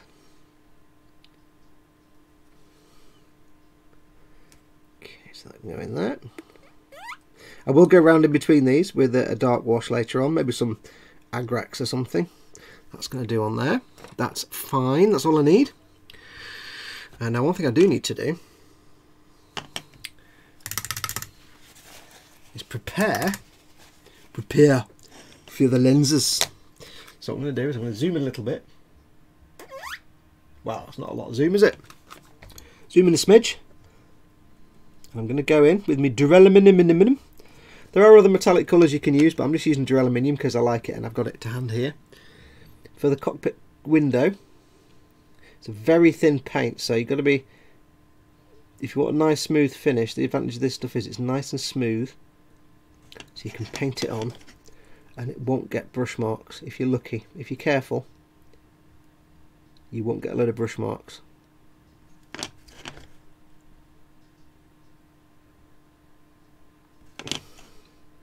So we're going to do the window here. I don't know, I've scribbed it a bit there over the top, but that's fine. We've got the window done there. We also need to paint in or block in the eye holes carefully as we can. Do it on camera there. Carefully as I can. I need to get these silver. And you might wonder why I'm painting them silver. All will be revealed later on, once this paint has dried a bit.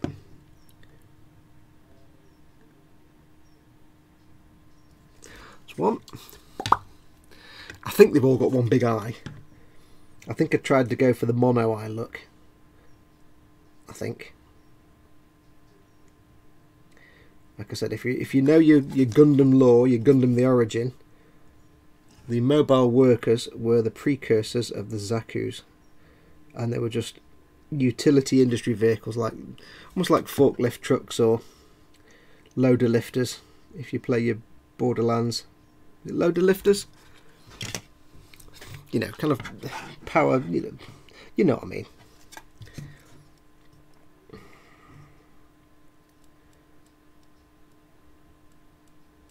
And I think they were designed like that, first of all, because I think Zeon had to do it under the guise of making industrial machinery.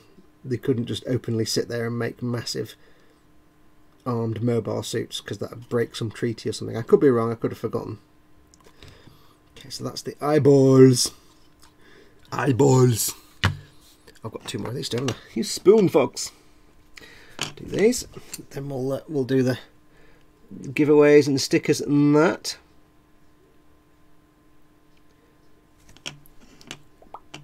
Yeah, so like metallic paints are always really well behaved because they're always a bit thin and they always flow really nicely, but these ones just flow even nicer.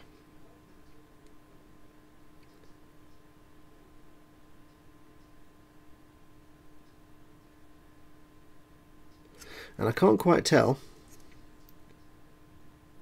but I think Mum's watching on the telly downstairs, and I keep hearing myself talking on a 30-second delay now. It's like, is that me? It's really just, it's quite confusing sometimes. I'm listening to myself, talking to myself. Okay, so hello, Mum, if you are.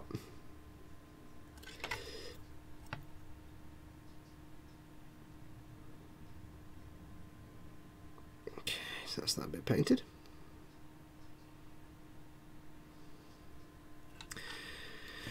Right, so what we're going to do, we're going to leave those to dry for a moment. I'm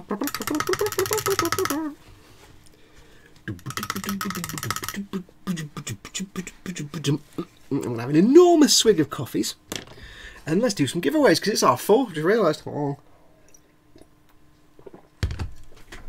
that's good coffee, that is. Oh yeah. Lynn Nipple says hi, Fox's mum. Dad says hi, Mama Foxx. War General says Foxx, that was because the Fed had gun tanks around that time. Talking about the mobile workers.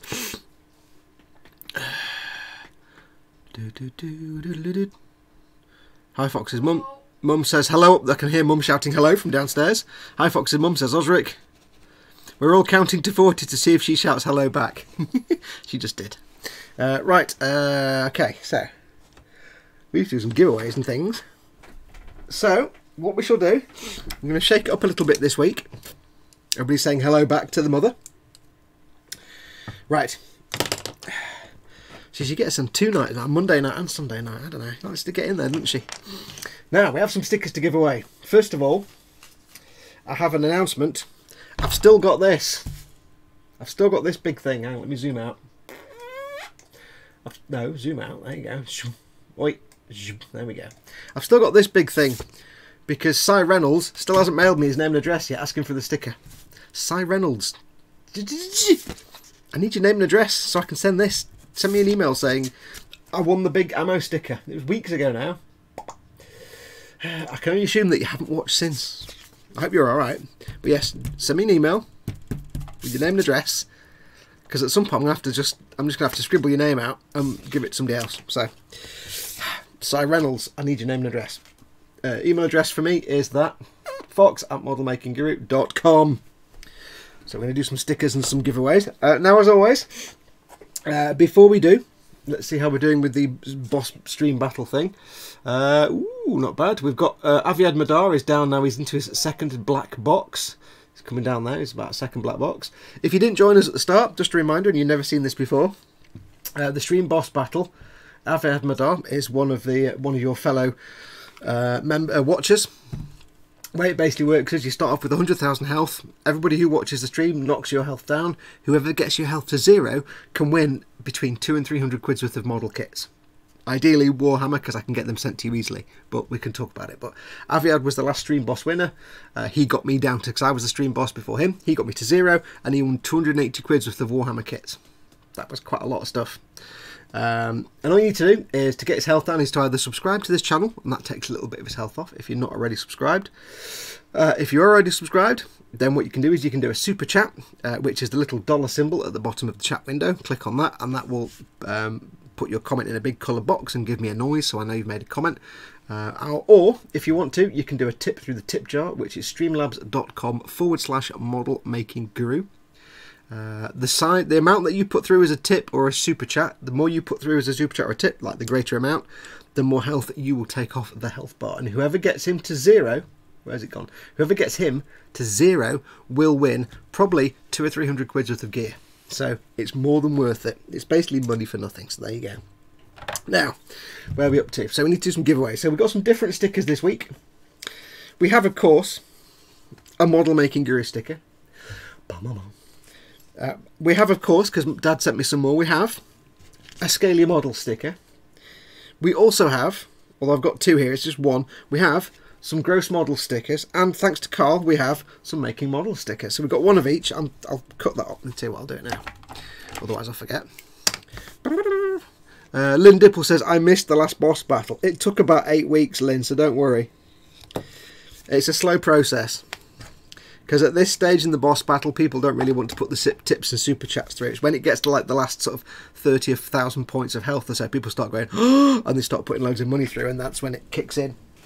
But by the time Aviad is down to 0, there will probably be I'd say between 200 and 400 quid in the kitty for whoever wins to order prizes. Now I do say, the reason I say Games Workshop kits are ideal is because I can order from Games Workshop and then have it delivered to you. And it's just, I place the order with your name and address. It's dead easy. We can do other stuff if you want, you know, a Gumpler of some sort, like a perfect grade or whatever. We can do that. It's just, you're probably going to get much more import taxes and duties that I'm not going to pay for. You're going to pay for them yourself. So whoever wins, if you're outside the UK, wherever I order from, it's going to take weeks and weeks, and it'll be through. The idea is if you win Warhammer stuff and I order it through GW, it's through them. It comes through them. If anything goes wrong, they'll sort you out. If I order from some small little Japanese store because you want some Gumpler stuff and it goes missing, I can't help you with that. So anyway, yes. And it took about, I think it was about 3 or 4 days for it to get delivered to Aviad in Israel. So there you go. More coffee. Oh. Right. So, before we go anywhere, if you haven't done already, I will ask a question and an answer. And whoever gets the answer right first in the chat wins the sticker.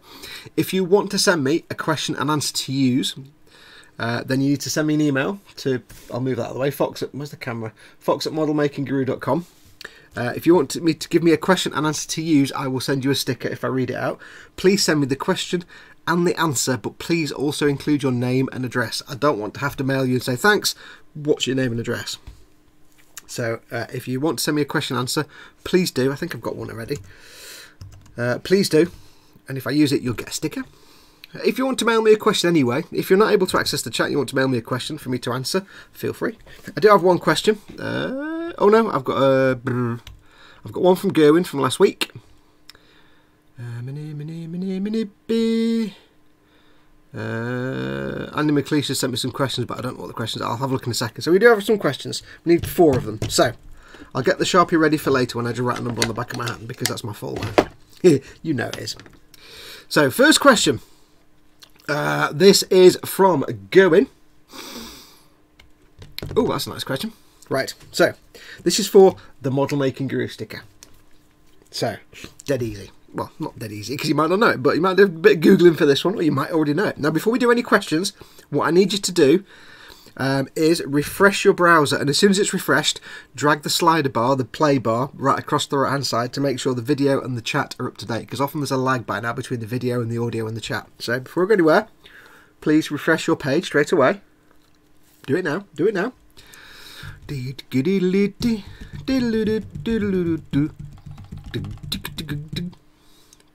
Tony Blackwell says, warning, if you use the tip jar, it's free as long as you don't use any of their special add-ons. They tried to do that to me, but luckily I spotted it. Yeah, just put the tip through. Don't go any for any of the gifts and stuff like that. Because if you do gifts and stuff, they'll charge you more. Just put through, if you want to put through a couple of quid or whatever you want to put through, just put through that. Don't do anything else, just put the tip through. You don't need to sign up and register, anything like that. I don't think you do. You might have to. I can't remember. I don't know. I've never tipped myself. Right, so if you're all refreshed and dragged the bar across to the right-hand side, I should give you a second.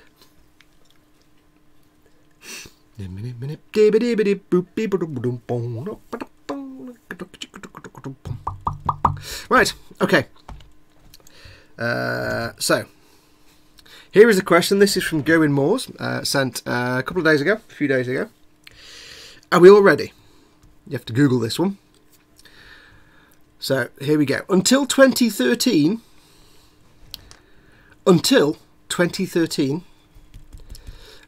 what was the world's oldest tree? Go. Until 2013, what was the name, I need to know the name, of the world's oldest tree? It has a name. Go. Sally James. Yeah, pretty close there, Dad. I'm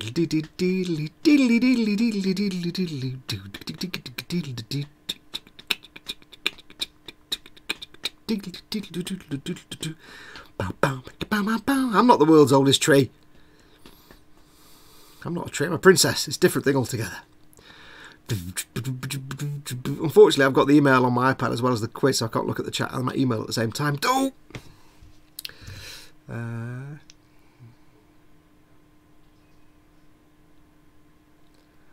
It's up till 2013.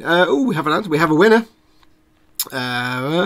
Paul Di Tommaso says Methuselah, and Methuselah is the right answer. I shall read to you the description that Gerwin sent. He says, Methuselah, an ancient bristlecone pine, was the oldest known non-clonal organism on Earth, while Methuselah still stands as of 2016 at the ripe old age of 4,848 in the White Mountains of California.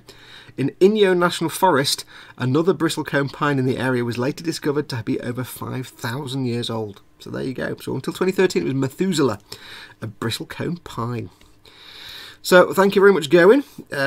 You've included your name and address, so I shall be sending you the stickers. Good.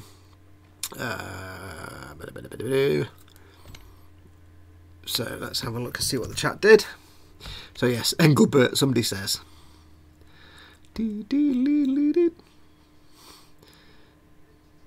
Merlin's Mew says, and I waited too long for the one that I knew. Dope. Right, so there we go. Anyone fancy cutting it down and counting the rings? Dope. How did they? Well, I guess they must have done a core sample. So well done to whoever it was that just won that. Oh, Paul Di Tommaso. There you go. I forgot straight away. I'm rubbish. I am. So well done. Do we have another question? Okay, I've had an email from Jerry, and I've got emails from Neil and Jerry about sending each other the episode 1 of the Thingy Mag. I haven't had one from you yet, Spid. Spid, email me with the thing so I can get Jerry to send you the thing and the thing with the sending, and you know what I mean. Right, Andy McLeish sent some actual Warhammer questions, so we've done the Model Making Guru sticker. Paul Di Tommaso, send me an email. If you win anything, by the way, send an email to Foxx at Model Making Guru. Tell me what you win, So tell me which of the stickers you won. Although I don't want to send you the wrong one. Tell me which sticker you won and your name and address.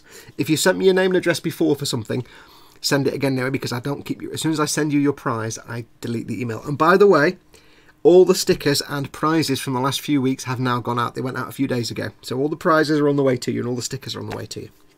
So if you've been waiting for a few weeks, they're all on the way. So now we'll do one for a Scaly Model sticker. Scaly Models. That's Dad or Mike Mountain's channel. Okay. Here's a Warhammer question from Andy McLeish. The traitorous Black Legion went through 3 name changes. So the Black Legion went through 3 name changes. What was their original designation? Go. What was the original designation for the whatever they were called? The Black Legion. The traitorous Black Legion. What were they called?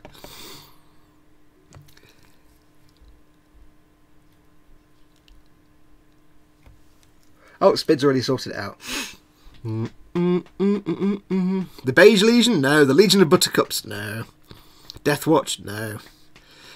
Ghost Lyle gets it right. He spells it wrong, but he gets it right. He says Lunar Wolves. Yes, it's Lunar Wolves, not Lunar Wolves, but it's near enough. I'm not really fussed about the spelling. So Ghost Lyle gets it right with Lunar Wolves, or Lunar Wolves.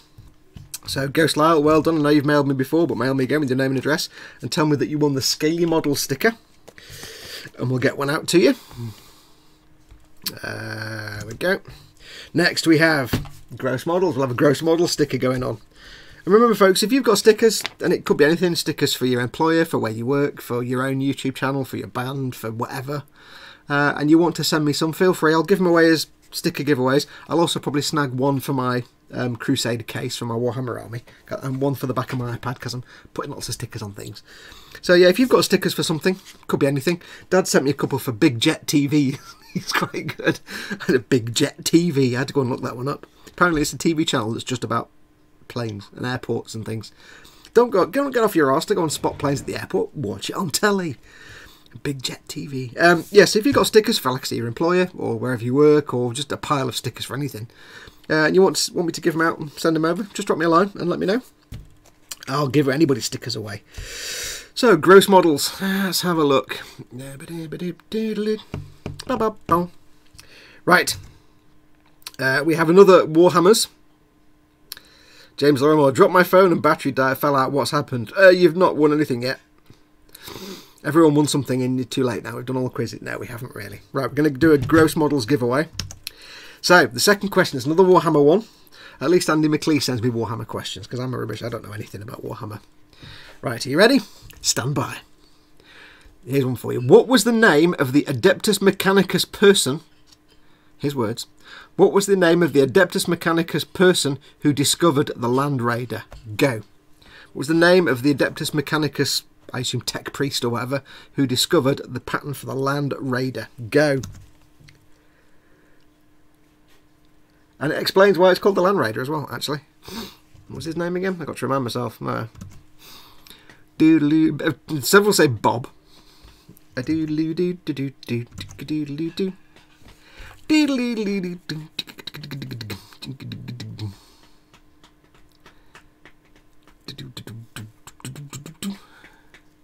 Dame Daphne von Landrader. One of you has been almost quite right.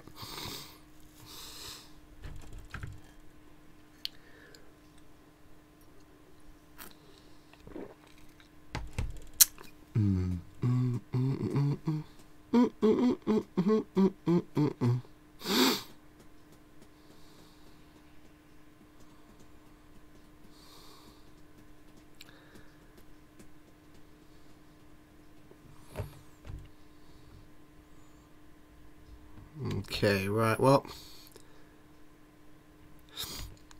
I've just noticed one there.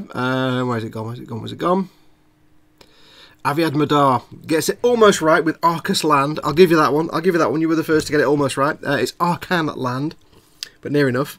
So I thought it was called Land Raider because it was a land raider. It raided the land. No, it's called Land Raider because it's a raider and it was the guy called Land that found it. I don't know. So Aviad Madar, send me your address. I know you've sent me your address before, but send me your address again, and just tell me that you've won the Gross Model sticker, and I'll get that sent out to you. Well done. If it's not Bob, then it must be Rob, says Nim Cinderin. So yeah, Land. His name was Land. That's why it's called the Land Raider. That's just rubbish. That's rubbish, that is. I was called the Land Raider because it's a land vit. Never mind. I don't know. Anyway, right. Last one. We've got the Making Model sticker that Carl from Making Models sent me. Thank you, Carl. I've stuck a few on. Like the Polaroid Land camera was named after someone called Land. Okay, didn't know that. Maybe I should make them more easy, says Andy McLeish. I don't know. Well, somebody won them. You're fine. Don't make it too easy. What is the second name? It's like saying, what is the missing word? Space. Yeah, not too easy. For the last one, have we got any more emails? Let's have a look. Yes. Right, here we go. We've actually had a question. Speaking of Aviad, he of the £280 worth of Warhammer kit provided free of charge because he won the Stream Boss battle. There you go. See, yeah, that's him there. We have a question. One more question. This is for Carl at Making Models sticker. He says, a bit of a tricky question, but Lorehounds should get it quickly. Are you ready? Are we ready? How many Primarchs did the Emperor create? Go. How many Primarchs did the Emperor create? Emperor. I can't say it today. Brunan G says, Fox, have you seen Gundam Thunderbolt? I didn't like it. I didn't enjoy it at all. I watched, I think, the first few episodes of the first season. I just couldn't get into it at all. And the first person with the right answer, quickly off the mark there, is Chris the Pyro with 21. The answer is 21, including both Alfarius and Omegon. So yes. Well done, Chris the Pyro. Again, as always, send me an email, fox@modelmakingguru.com, with your name, address, and tell me you've won the Making Models sticker. I shall put them to one side to be given away. I mean, to be sent out. Don't forget, of course, as I said last week, I have actually got my finger out now and sorted out the email address. So it is correct. It's fox@modelmakingguru.com. None of that Gmail nonsense anymore. It's about time I sorted that out. So yes, fox@modelmakingguru.com. The old one still works. If you've got that in your address book, it's fine. Just it looks a bit more professional. So right. Andy McLeish, I forgot about the twin twerps. Haha, says Andy McLeish. Alfarius and Omegon, yes. Right, now, you know what time it is now. It's time to pick a winner from last week's giveaway and to do this week's Wheel of Giveaways. Lynn Dipple. Fox, did you get my email?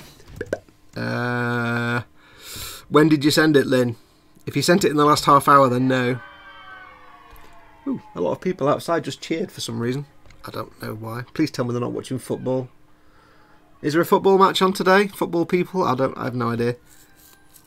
There's a family of mouth-breathing chavs behind us that just shout and scream every time there's a football match on. If they're out now, I'm not going to get any sleep tonight. Lynn, I haven't had an email from you. David Bosch, going to eat something. See you later. Don't forget, do come back later, David, and check out, see what the prize is, because it might be something you want to win. So do come back and watch the giveaways. Right, so let's find out first of all who has won this beautiful, beautiful book. I'll pull out a little bit because some of the prizes we've got to give away this week are quite big. Oh, look, I'm wearing trousers. See, I'm not pantsless. Don't panic. Right, so let's move this camera a bit. There we go. Make sure it's in focus. Focus, focus, focus. Hopefully that's in focus for you. I hope it is. Yes, there's a house full of mouth-breathing chavs that just go every time there's a football, and they sit out there and they drink and they shout a lot till like 3 in the morning, which is a right pain in the bum. They're not in the UK, Nim. British football, as in football, not soccer, as in football. Right, so let's find out who won this. So this is the limited edition, limited to 1,000, signed by Chris Raitt, available only from Warhammer World or eBay sellers, of the Carrion Throne. So you know what time it is. It is time to go to the picking things, winning things, Inception. Ba, ba, ba, ba. There we go. So this is last week's show. Let's find out. So last week's show, I asked you to... what did I ask you to last week? to do a comment about trumpets, given the design of the book that looks like a trumpet of some sort. So I asked you to do an amusing comment, but not necessarily factually correct, about trumpets. And we've got quite a few comments on there. So what we're going to do is going to take the URL, copy, and we're going to paste it into the YouTube random comment picker, which I have here. Paste that in. Loading the comments. We had 46 comments of potential winners. So let's find out. Don't think there's much footy this weekend because of international matches, says I have no idea about football, so I couldn't. That's why I asked. I don't know about football. I don't care about football. I really don't care about football or sport at all. Sport bores me.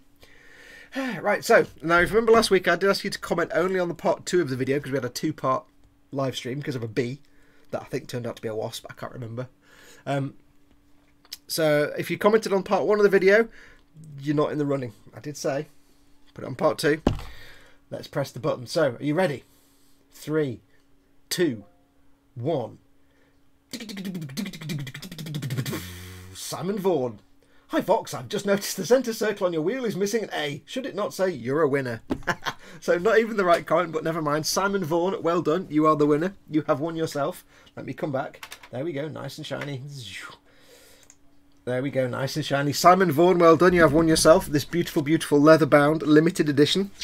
Issue number 811 of 1000. The Carrion Throne by Chris Raitt, signed with his fair hand. There you go. So that's yours. All you need to do is send me an email to fox@modelmakingguru.com with your name, your address. Give us your phone number just in case I need it for the shipping. And tell me that you've won the Carrion Throne or the red leather book, or just as long as I know this is for you. Otherwise, I'll send you a sticker or something. So well done, Simon, if you are watching. I think you're in chat. Are you in chat? I don't know. Well done. That's yours. Drop me a line. Yes, I did reply to his comment, but a few people have said, why does it say that your winner on the Wheel of Giveaways? Just look up Big Rigs. It's a video game. Go and look up Big Rigs. Yes. Now I get the impression, I don't know, I don't know if Simon's a regular viewer because I've only seen him comment the once. So I hope you do see this, Simon. Give me a shout. Typically what I'll do is if I haven't heard from someone after a little while, if you win a prize and you don't realise, I'll mail you or I'll contact you. I'll put a reply to your original YouTube comment that you like. For example, that comment. If I don't hear from Simon, I'll put a reply to that. Say, hey, you won the prize. Let me know. Typically, if I haven't heard from someone in about 4 weeks, I'll just kind of put the prize back in the pool for everybody else because they don't stick around forever. So do get in touch, Simon. Well done. Now, you know what time it is now, don't you? It is time for me to have, again, as always, not queued up the music ready because I'm an idiot. It is time for... Yes, it's time. That gets worse every time. Simon is in Fox. Oh, you're here. Nice one, Simon Vaughan. Yes, I'm here. Happy days. Well done, Simon. Well done. Drop me an email, name, address. Chuck us your phone number anyway. I'm going to guess you're in the UK. Chuck us your phone number anyway, and I'll send that off to you. Right, let's find out what we're giving away. Now, as I said last week, you may notice there's not a lot of options on the Wheel of Giveaways, purely because I don't have everything with me here. Some of the stuff is in the front room in a box in storage because I can't fit everything in this room and have it all ready when I do the Wheel of Giveaway. So I've pared it down to a small few, and each week I'll take one thing out and I'll put another thing back in from the storage pile. So there's still lots of things in the stash to give away. I've just got a handful of them on the wheel each week, rather than everything, because it's driving me nuts having like 3 big boxes and 25 things. So it's time for us to do the Wheel of Giveaways and find out what the prize is for next week's winner. So I'm just tying my hair back, so ignore me while I fuss for a second. My hair's not quite long enough to stay in a ponytail just yet with that fight. So, right, so stand by for me to press the noisiest button and most annoying sound in the world. Are we ready? 3, 2, 1, go. I hate that noise, it's so loud. So loud. It clips, I get clipping on the audio. This week's prize is... Oh, it's actually not chosen one. That's weird. It's not told me which one has won. I know, I can see which one should win, but it's supposed to pop it up. Well, I'm gonna whiz it again. I'm gonna whiz it again because that hasn't. It should say which one's won. Let me check that. Let me do it again. Hang on. It's not working as advertised. Otherwise, we just have to go off whichever one it looks like. Let's try again. Okay, it's not done it, but we can see which one it is. It says Real Mark.II. Ooh, that's nice. Let me get this out for you. Let me get this out. Gets in your head, that little tune, doesn't it? Right, so let me close that down, and then I'll show you what this week's prize is.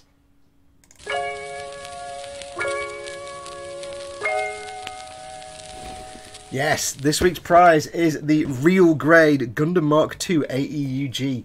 Look at that. That is a nice... Ow! Bang my hand. That is a nice piece of kit. Retails for...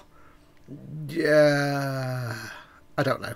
I can't see the price it's covered there. Probably about, I don't know, 35, 25 quid, 30 quid, something. The Gundam Mark.II AEUG, real grade. Very nice kit. Very nice. It's got tubes. It's got tubes and colour bits.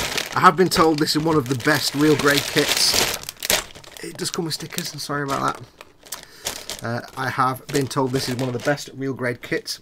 This can be yours next week. All you have to do to win this beauty is, when this show is finished, my TK's model. Hey TK. TK says, "Ooh, a transformer." All you have to do to win this Gundam, TK. All you have to do to win is put a comment on this week's video. So once this show is finished, and it becomes a normal video, give about 10 or 15 minutes after the stream is finished. It should just be then a normal video on my channel, which of course it's the channel you're on now. It's the one you just subscribed to if you're not already subscribed. You just need to put a comment on this week's show, not the little 1 minute long screw up at the start, but this main show. And for this week, the comment I want you to put down is, give me an interesting but not necessarily true, doesn't have to be true, an interesting fact about robots. An interesting fact about robots. So it doesn't have to be true, just make it interesting. Andy McLeish says, "I want that Gundam." You know what to do. So yes, so once this stream is finished, wait till it's a video. On the video, just put a comment and put an interesting comment about robots. And then next week we'll pull the winner, and you could win yourself the real grade Gundam Mark.II AEUG Prototype Mobile Suit RX-178. I should have kept that for myself, really, shouldn't I? So it's a very nice prize. It's a very nice prize. So that's what you can do to win that kit. So Chris the Pyro says it's a really nice kit, built one before. Chris over at Gross Models is just doing his first ever real grade. He's doing a Zaku, so he knows how nice they are now. So yes, he's having a good time with that. I've not done a real grade yet. TK got me sorry, Scott, I think, got me an RX-78-2 real grade that I need to do. James Lorimore. James, don't put your comment on here. Wait till it's a video and put it on the video, not in the chat. So that's the giveaways. So well done to whoever won the... my brain's gone. Whoever won the thing with winning and whoever you want, well done. Mail me anyway. Have we had some mails come in? Let's have a look. Make sure you've mailed us. Yes. Oh, Lynn, I've had your email. Cy Reynolds. Apparently you missed my original email. There we go. Right, I finally got an email. Your email there. Cy, well done. Yeah, I need to be nagging for a few weeks. Right, so where were we up to? We were painting the shizzle. I was painting the canopy, the door window things, and the eyeballs, and I painted them silver. So what I need to do is make them, actually, Cy Reynolds, hashtag winning, yes, always winning. Right, so, right, I really have lost track of what I'm doing now. But I'll have a swig of coffee, because that usually sorts me out. Oh. Right, so, I've got a really tickly nose. We now need to colour these in. We've done a basic shiny silver coat, and it's only really when you put a silver on something, I'll zoom in again, Where is my zoom? Steady. Where is my magical zooming control? For some reason, I only get a minimal zoom sometimes. Sometimes it lets me zoom a lot, and sometimes I can't zoom much. So we'll move it over the top again. Zoom. Zoom. If I can, without pulling all the wires out. Zoom. Zoom. Where's the painting spot? There's the painting spot. There we go. You can see things now, hopefully. See things as I do them without just having my hand in the way all the time. I shall make sure it is in focus. Zoom. Zoom. There you go. It's only when you paint something like bright silver on there that you then see how the rest of it is no longer bright silver, but just with the washes and the fading and everything else. You see how bright and silver that is.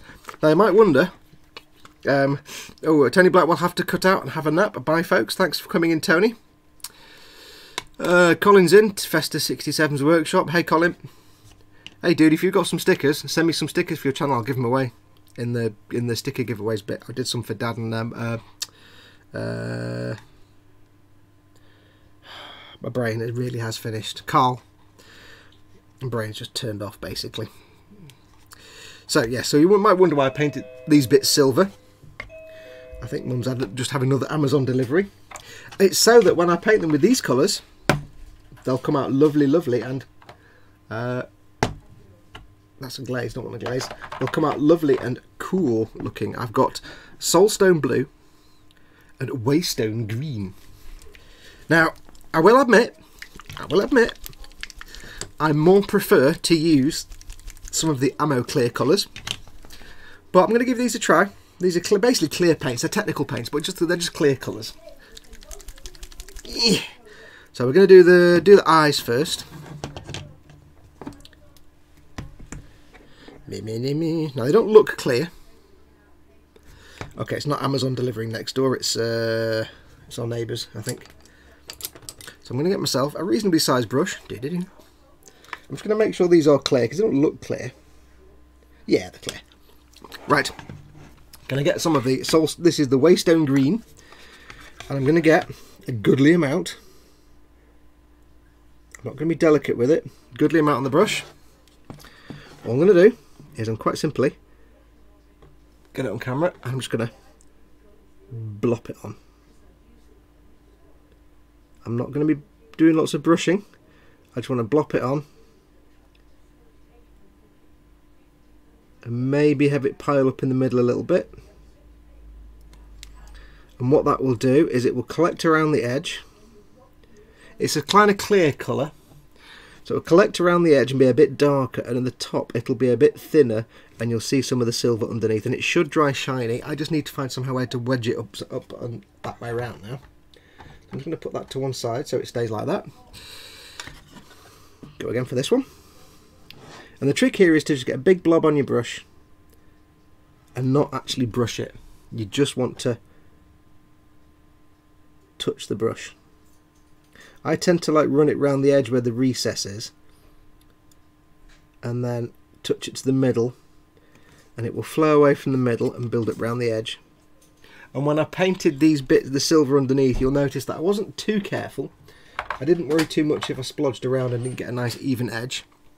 I didn't really care because I knew this stuff would collect around the edges. And I love doing things like this because this is like no skill job. So do again.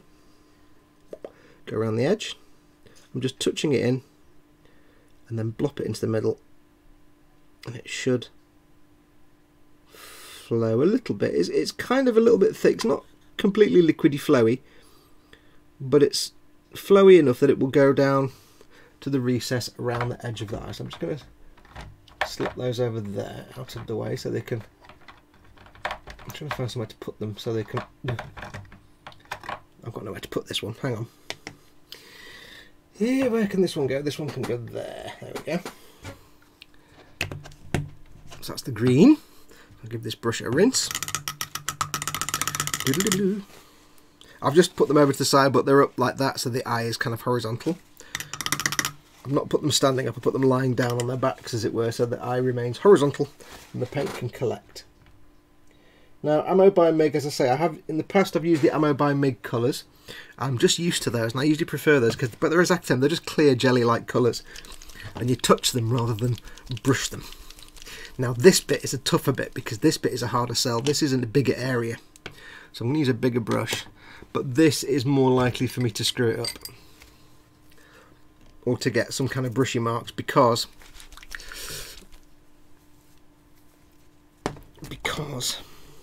it's a bigger area. Little things like the eyes, don't know what that was, like the eye areas is not so bad because it's a small thing, but because this is big, this is going to be trickier to get it to blob on without having brush marks or just having too much paint on there. So let's do our best, shall we?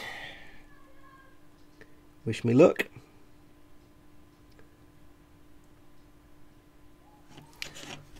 That may actually be far too much.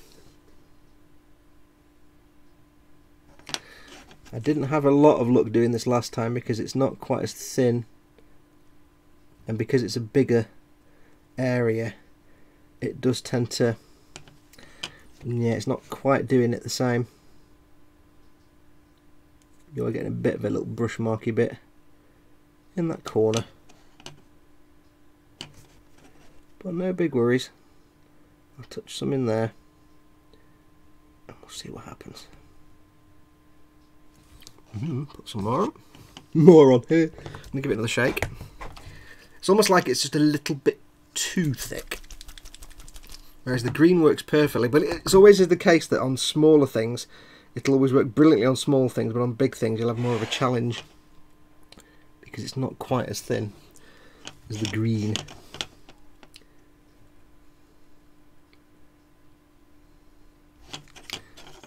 So you are more likely to get, you can't just touch it in really.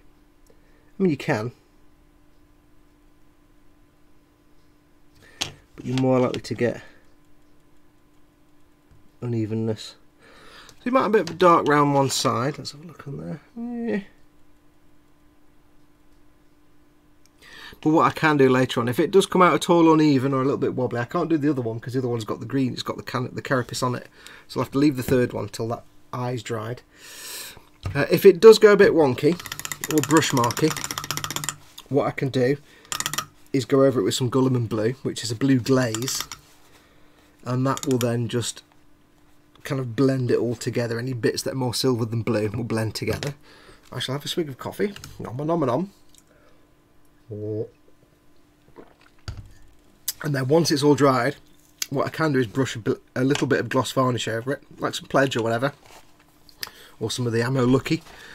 I can brush a bit of gloss varnish over, and that will just seal it in. It'll just be glossy anyway. It'll just seal it in there, make it a little bit darker, and help blend all the colours a little bit more. So let's see what people are doing in chat. Everybody's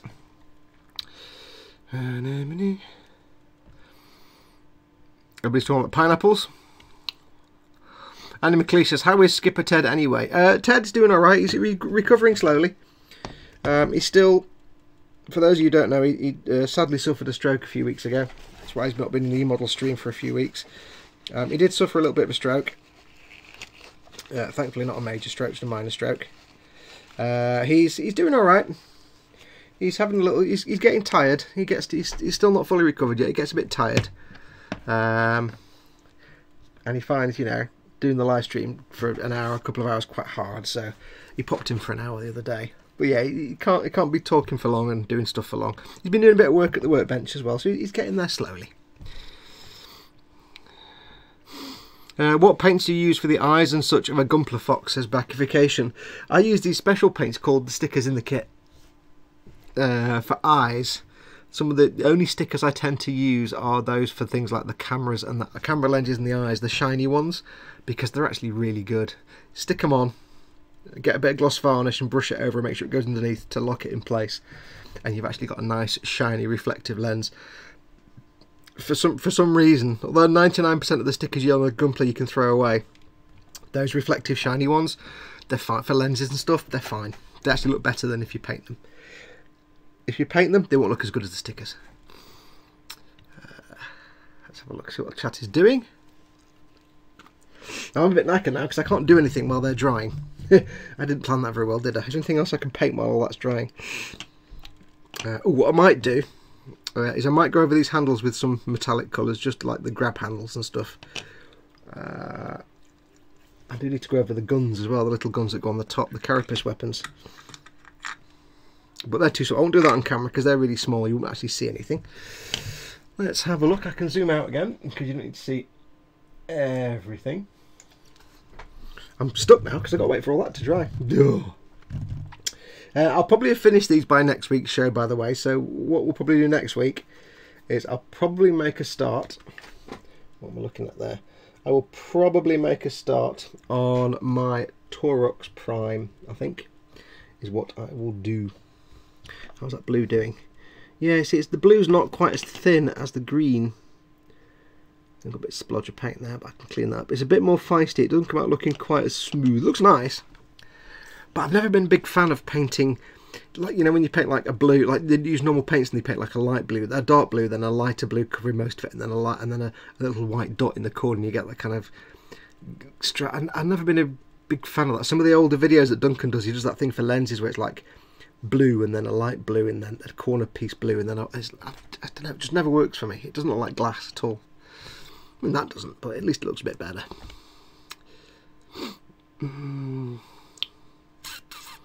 So, but Fox, how does that blue compare to Tamiya?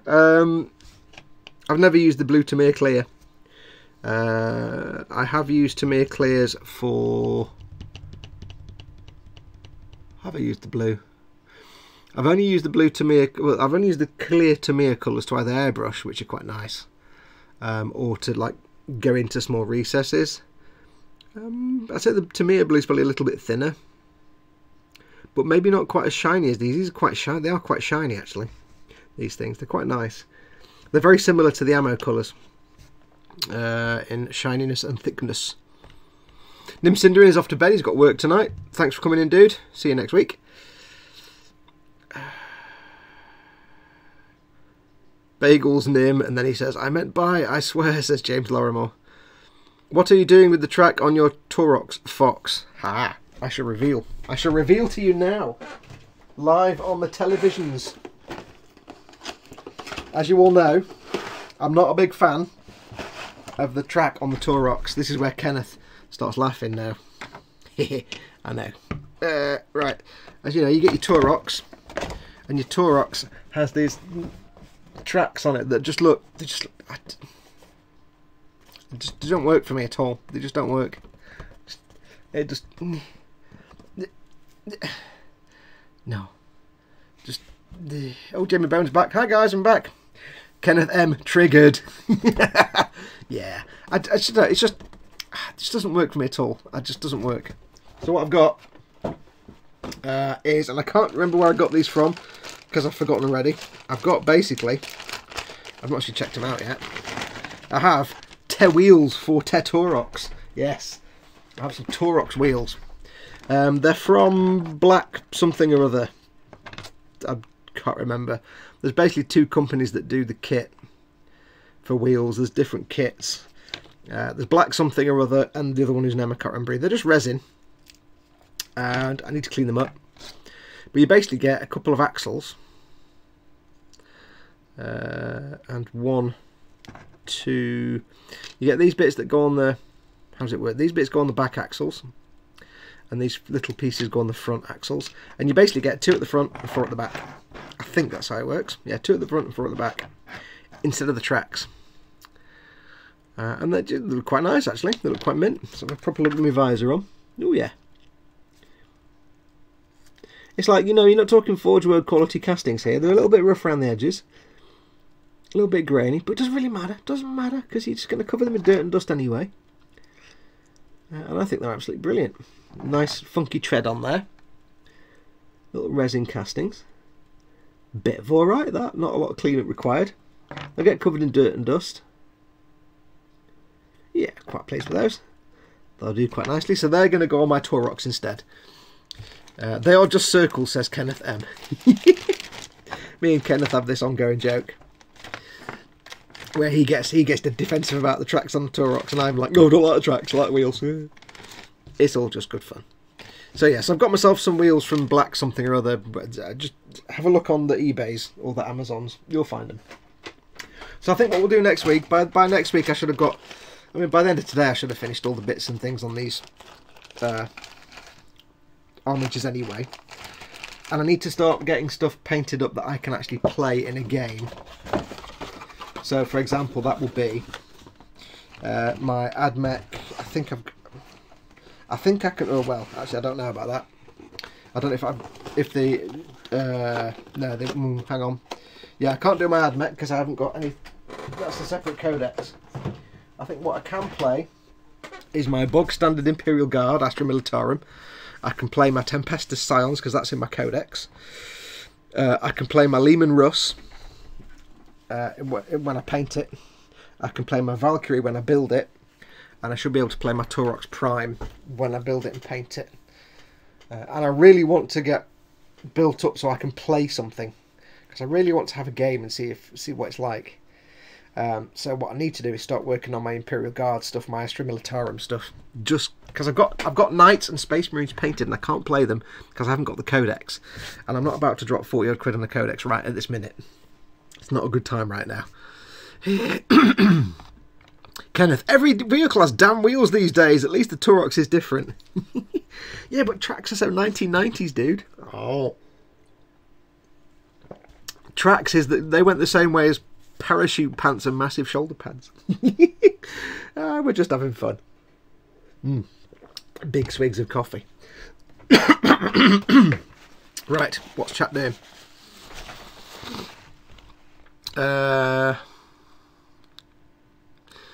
James Lorimer is making bacon and eggs.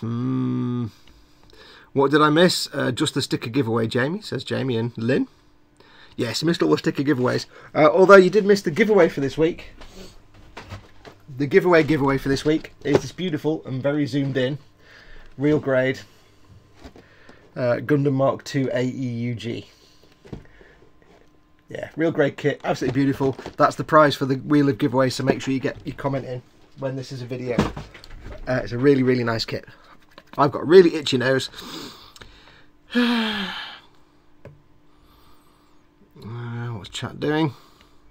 Z Power, did I miss the wheel of giveaways? Yes, but I've just shown you what the prize was. Yes, you didn't win last week's, but you could win that one next week. What's chat doing? Fox, start with a quick 500, 700 points for your first couple of games, says Aviad Madar. I will. What I'll probably do is take in. Excuse me. The first game I'll play will probably be my Tempestus Scions and the Taurox, because I've got the start collecting set plus a few extras. I've got about 20 Tempestus dudes, 20 Scions, and I've got the Taurox. So I can get quite a nice squad of Scions and a Taurox. That I'll probably have a game with Grey Hall, fellow Boom Hunter. I'll probably have a game with him. We'll arrange to go in one Thursday and have a bit of a bust up. He'll have his Space Marines and I'll have me Tempestus Scions. Thank you very much. With their what have they got? Hot shot las rifles and stuff. I have a really tickly nose. It's hurting me. It's hurting my brain. Fox, what makes you think you know better than the hard-working designers at Games Workshop? Said Kenneth. I have the power of awesome beard action. Yes, my beard tells me.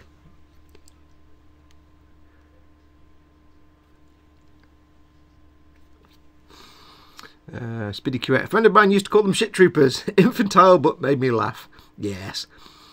Thanks, Fox. All the varnish. Oh, Dave's in. Dave Weiser Barker. Thanks, Fox. All the varnish in the world turned up. Yep. Dave, if you remember, Dave won the Ammo by Mig varnish. Now it is the old stuff, Dave. It's not the new Lucky varnish. And I could never quite get it to work, so have an experiment with it. It might just need lots and lots of thin coats. I mean, it works fine if it's brushed. I'll tell you what I did find it useful for. Although I couldn't get it to work via airbrush, but that's because I suck at airbrushing varnishes. I did find it useful if I was doing like dirt and dust. You remember I was saying, Dave won't know because he wasn't here, but earlier on in the show I was saying about how if you've got underneath a vehicle and you want to suggest dry... I need to clear my throat. Give me 1 second.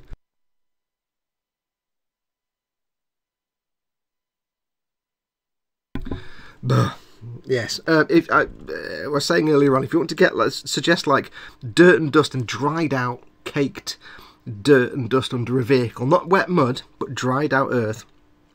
Paint it heavily with matte varnish and just slap a load of dust powder, earth powders underneath. and then just push it all in and mix it all up into munge, and then let it dry, and it'll dry looking like dried up earth.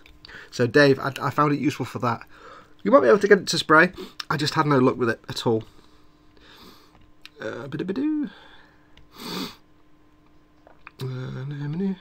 No, Fox, you have shark goggles. Yes, that's also how I know better than the guys at Games Workshop.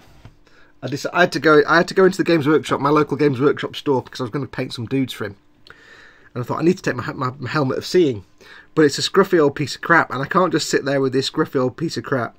I would look like a hobo anyway, so it's not going to work. So I painted a shark mouth on it, and some googly eyes. So I'm sat there painting away in the... Because all these like guys sat at the painting table with no glasses, and they're just sitting there like this, la la la, painting little tiny figures, and I'm there with my telescope and my glasses and my visor, and I'm like, I can't see anything. I took my paints and my paintbrushes and everything. I was like, yeah. Speedy Curate says, no, too thin coat, only 2 ever. Let's have a look. What is chat doing? Jamie Bowen says, does anyone know the Tamiya paint colour for Italeri 4650 AP Gloss French Blue? I have no idea. With most things like that, your best bet is to... for some paint brands, there are conversion charts online. Just look up paint conversion chart, model paint conversion chart. They don't think they do any kind of gloss. There's not a massive amount of the gloss colours for a Tamiya. But just judge it by eye. Go for something that looks similar by eye.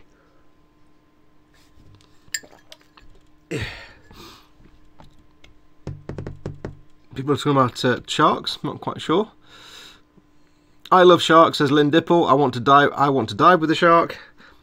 I like to dive with a whale shark. You know, the big 100 million foot long ones with the massive huge mouth that don't eat people.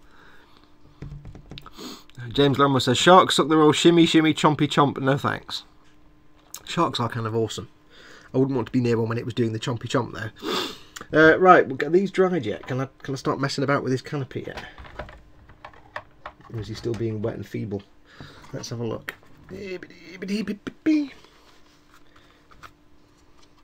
I could hairdryer it, but I don't want to mess. I think it's dry enough now for him to stand him up. But you can see now, hopefully, if I zoom in a bit again, a little bit.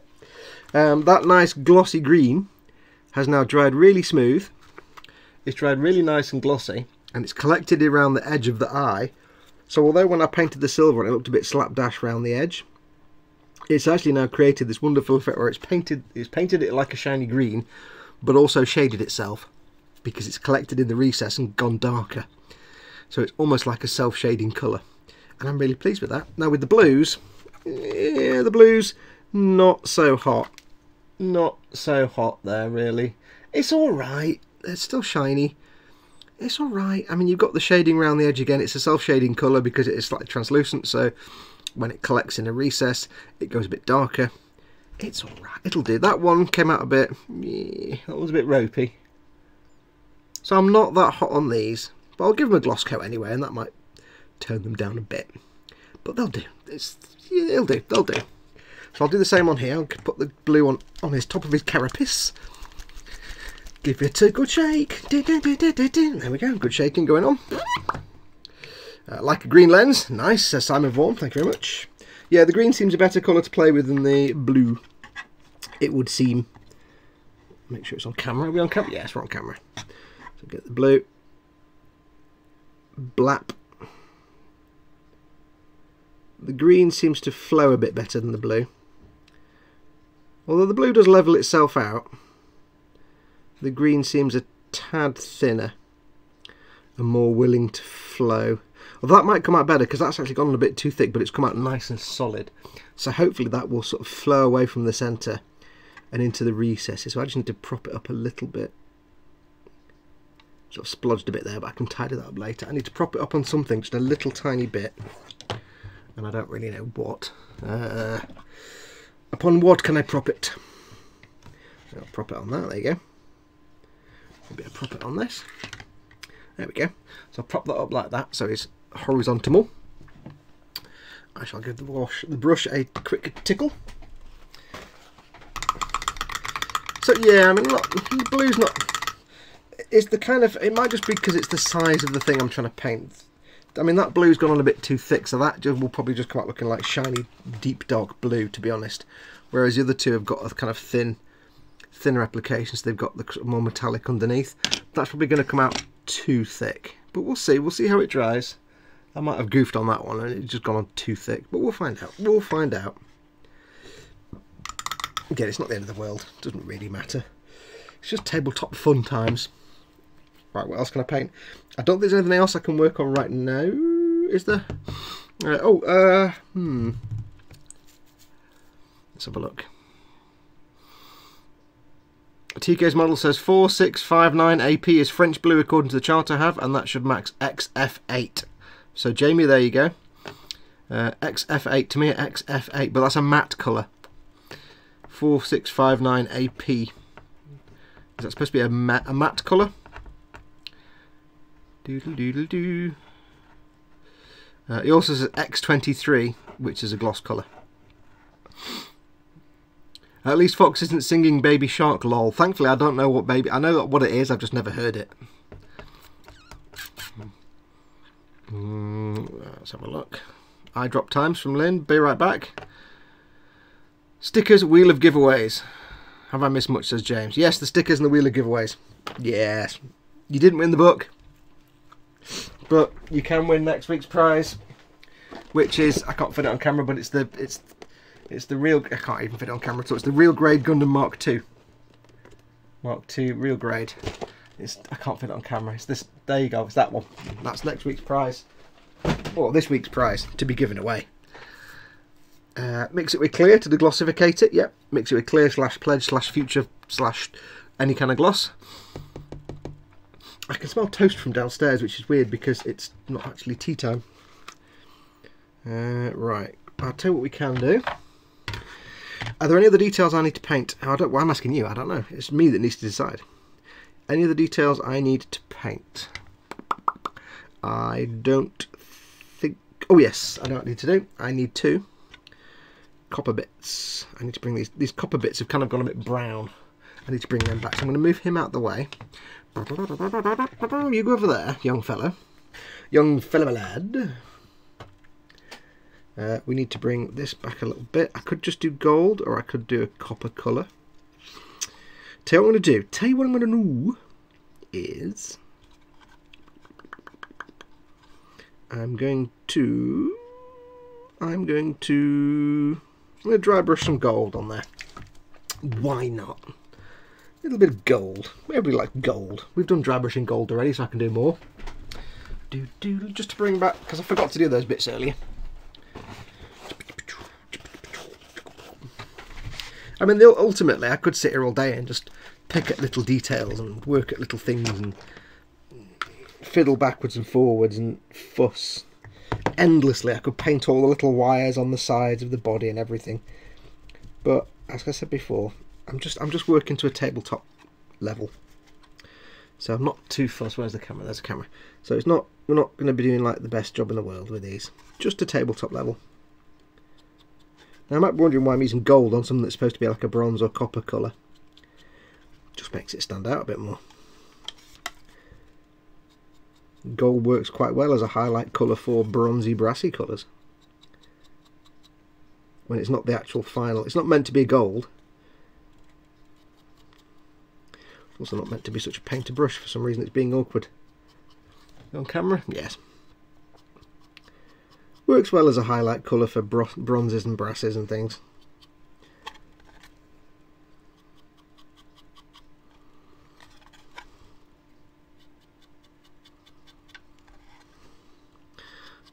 Yeah, it's like I grew up in the 70s, and pretty much every house, including ours, for some reason we all had we live up in the northwest. We had a horse brass on our wall, and as far as I know, most of my friends and my kids in the 70s, the parents always had somewhere in the house on the wall a horse brass. Don't ask me why. It's not like we lived in farming country. We were not linked to any kind of traditional farming shenanigans. Nothing to do with horses at all in our family, and yet many of us had horse brasses on the walls. No idea why. And if you look at those, they're kind of this kind of brassy bronze colour, but also with that golden highlight. So gold can work as a highlight colour for bronzy, brassy colours.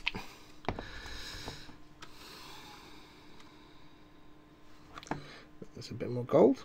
And for this I'm just using Retributor armour. Dad put a comment up earlier on saying, I love Retributor armour. It is a brilliant colour. You can't knock Games Workshop for their metallics at all. There's one thing they do really well, the metallic paints. Even like Phil Flory will say that, like, you know, even oh, so I've gone wrong with the paint there. Yeah, rub that off. Got a bit silly with the paint there. It's fine. I'll clean that up later. Mistakes can be fixed. Even Phil Flory said in the past that he really rates Games Workshop's metallics, and I agree. They are really, really good. Some of the best in the business. I'm trying to do this so I'm not getting my head in shot so you can see what I'm doing. A bit heavy there, but that's fine. So I'm kind of going for the horse brass look, which is fake bronze and fake copper, which is what you'd expect on a cheap mobile suit. Cheap and cheerful horse brass effects. And there you go. Steampunk. I love these bits that stick out on the ankles. They're very steampunk. That's why I like them. They're just kind of steampunky. So just little touches on these golden brass bits. Nothing major, just to make them, just to brighten them up and give them a little bit of shine, because they got matte varnished. Okay, that's them. And one more, but that's this fella. And I need to lay off him for a minute because I'm letting that dry, so I'll come back to him. He should be alright. I can hold him up the right way. Let's risk it for a biscuit. One phrase you'll learn if you hang around with me long enough and try and take up my method of painting is the phrase risk it for a biscuit. 99% of my painting technique is just risk it for a biscuit. It's like, should I do this? Will that work? If I try that, will it just do it? If you're not sure, just do it. Many years ago I used to be like, oh, I don't really want to do this because if it goes wrong I've ruined the model and it's really a sad thing and it'll be a real pain and I'll be real sad and unhappy. And then I thought to myself, you know what, if I ruin a model, the worst that happens is that I throw it away and I've wasted 10, 20, 30 quid on that model and I've wasted some time painting it. But more importantly, I've learned what not to do next time. And it was that point I realised it's almost like it doesn't matter if you screw up. It doesn't really matter, because that's what it's all about. To quote the film, we learn by doing, Admiral. And that's not the right quote. We learn by doing is the correct phrase. But anyway, yes, it's the worst that happens when you screw up a model is that you screw up the model and you have to go and throw it away, or, you know, strip the paint off and start again. But screwing up a model doesn't actually matter. It's not going to cause you to, you know, lose money, lose your house, lose your car. You're not going to get ill. Nobody's died. It's just simply you botched a paint job. Fine, doesn't matter. Strip it and start again, or throw the model away. And just, you'll know next time what not to do. Simple as that. Simple as that. It's almost like, it's like playing No Man's Sky. There's no real consequence for screwing up and dying. No Man's Sky, if you screw up and die, you just respawn with all your stuff. There you go. No biggie. Doesn't matter. So if you're making something and you're thinking, oh, should I do this? Should I do that? What if I try this technique? Or if that doesn't work, then I've messed this up and I don't really want to do that in case I screw this up. Just do it. Just risk it for a biscuit. It's either going to come out working brilliantly, or you're going to make a complete arse of it. And if you make a complete arse of it, doesn't matter. Nobody cares. because all you do is you repaint it, or you start again, or you just go, oh well, at least I know next time. I don't mean nobody cares. I mean, it doesn't matter in the great scheme of things. It's not like saying, should I try driving without shoes on? Oh no, I've crashed my car into a wall and now I can't afford to get my car fixed. Yeah, that's a consequence. That's a real life consequence. But messing about with a model and getting the paint job a bit wrong, or doing something a bit wrong, and you're like, oh, it's just come out really bad, that didn't work at all. That's fine. Doesn't matter. There's no consequences. The very worst, you can do a Chandra and just strip it and start again. Chandra Stewart, beloved Boom Hut member, is well known for stripping the paint off many of her builds and starting again many times. The quest of the Nautilus and similar builds where she's been like, yeah, it was going really well. She'll post up pictures saying this, and everybody will be like, wow, that looks really great. The next thing you know, she stripped it and started again. I think doesn't do that as much anymore now, but it's when you get that level of freedom and you realise it doesn't matter if I mess up, because I can fix it later. And that's all it's about. It's about learning by doing and fixing things later. That's all it's about. It doesn't matter. So go and have fun. Try things out. Goof things. Goof up your paint jobs every now and then.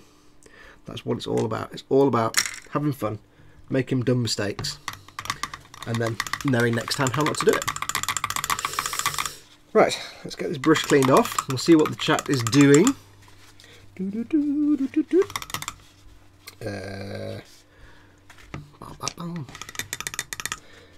look at all this gold paint that's not coming off when I'm rinsing it out.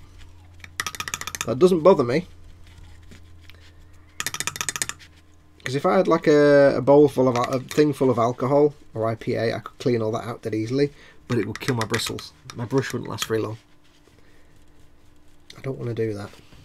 Same reason you don't wash your hair in alcohol. But when I clean that with brush soap later on, all that paint will come out and it'll be perfectly clean.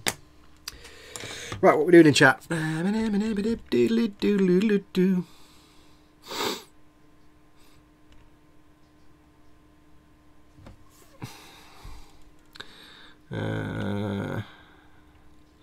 Okay, oh shoot, what's next week's giveaway, said James Chapman. It's the real grade Mark II Gundam.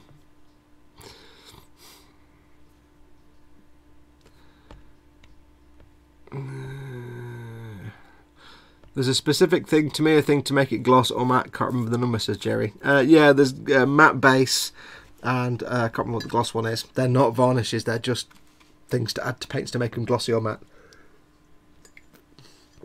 Somebody asked the other day in the boom if you can use Tamiya matte base to make a varnish, a matte varnish. It's like, nope, because it's not a varnish, it's just a paint with no colour in it. Let's have a look. How are we doing? LD says, yeah, the metallic set 20 years ago, the metallic purple and blue were brilliant. Sadly, they don't make them anymore. Is that the Games Workshop? I am tempted. I'm sorely tempted to get Games Workshop's tint set. It's a set of about, I think, 10 or 11 tints.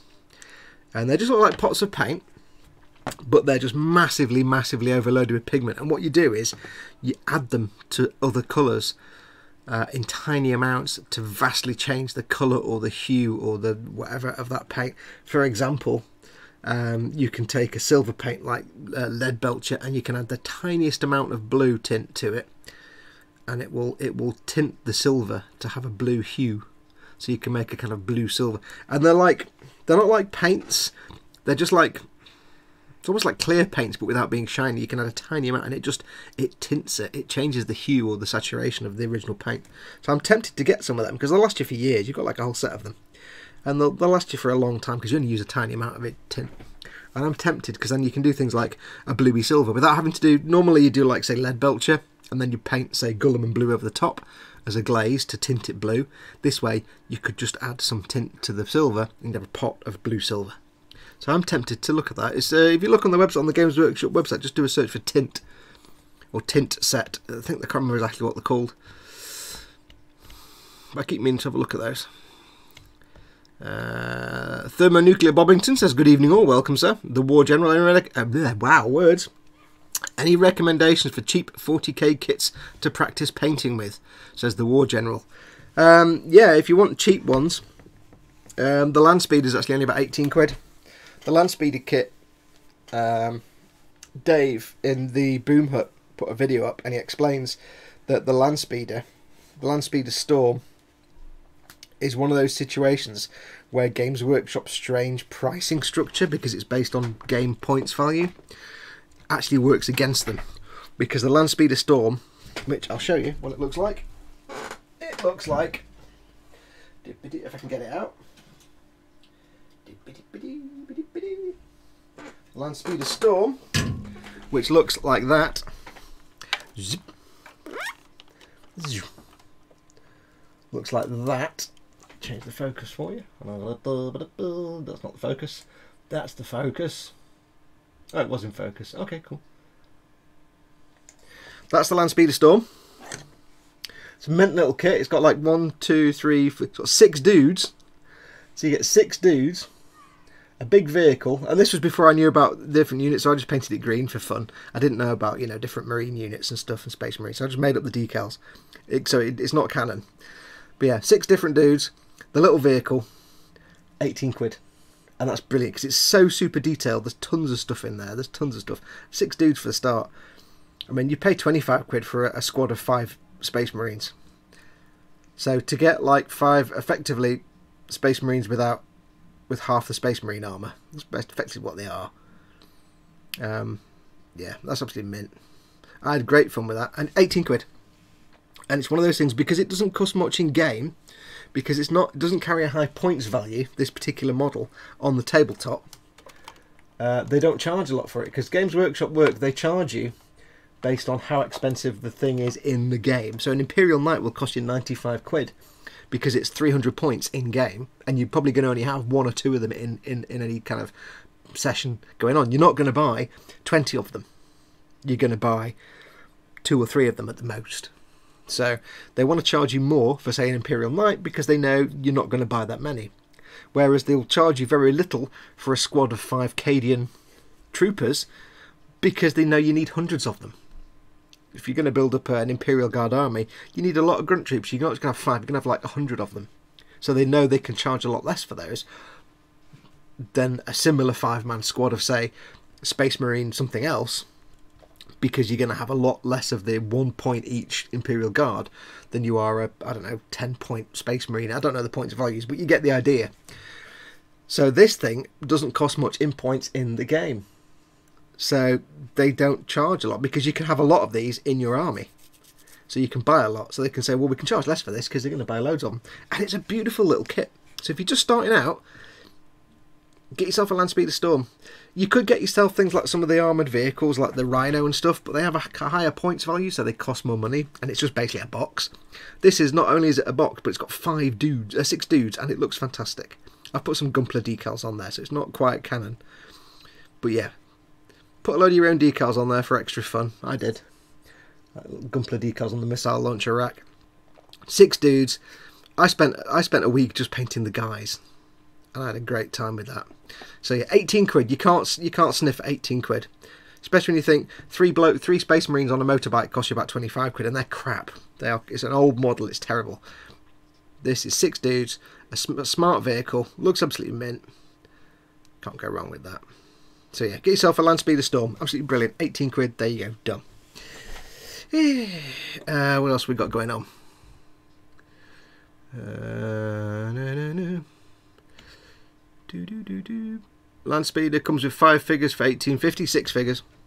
Is it 6 or 5? 1, 2, 6. Yeah, 1, 2, 3, 4, 5, 6. I always forget the little guy in the corner. 6. Now I must admit, it is a pain getting the guys in there. When I put mine in, they're kind of all glued in with the mixture. I think they're all glued in with PVA, because you've got to kind of start planning where you're going to leave paint off to glue them in, and getting him to sit there with the gun and stuff in his arms and in the right place. There's a lot of fiddling backwards and forwards coordination to do, but I glued them all in with PVA that you can't see anywhere because it's all hidden. Or in some places I scraped off the paint and used normal plastic cement. But yeah, it's awesome. It's an awesome kit. Looks good. Fox might get one next week, says the War General. Go for it. There's loads of stuff that's not expensive. But just some of it's not very interesting, like, you know, like the Rhino. It's just a box, basically. The Lehman Russ tanks, they cost, I mean, they're, you know, Lehman Russ is, I've tidied mine away, but Lehman Russ tank is more interesting, but it's like a lot more expensive because it's a lot more valuable in points in the game. So these things, it's just 6 dudes at a vehicle, so go for it.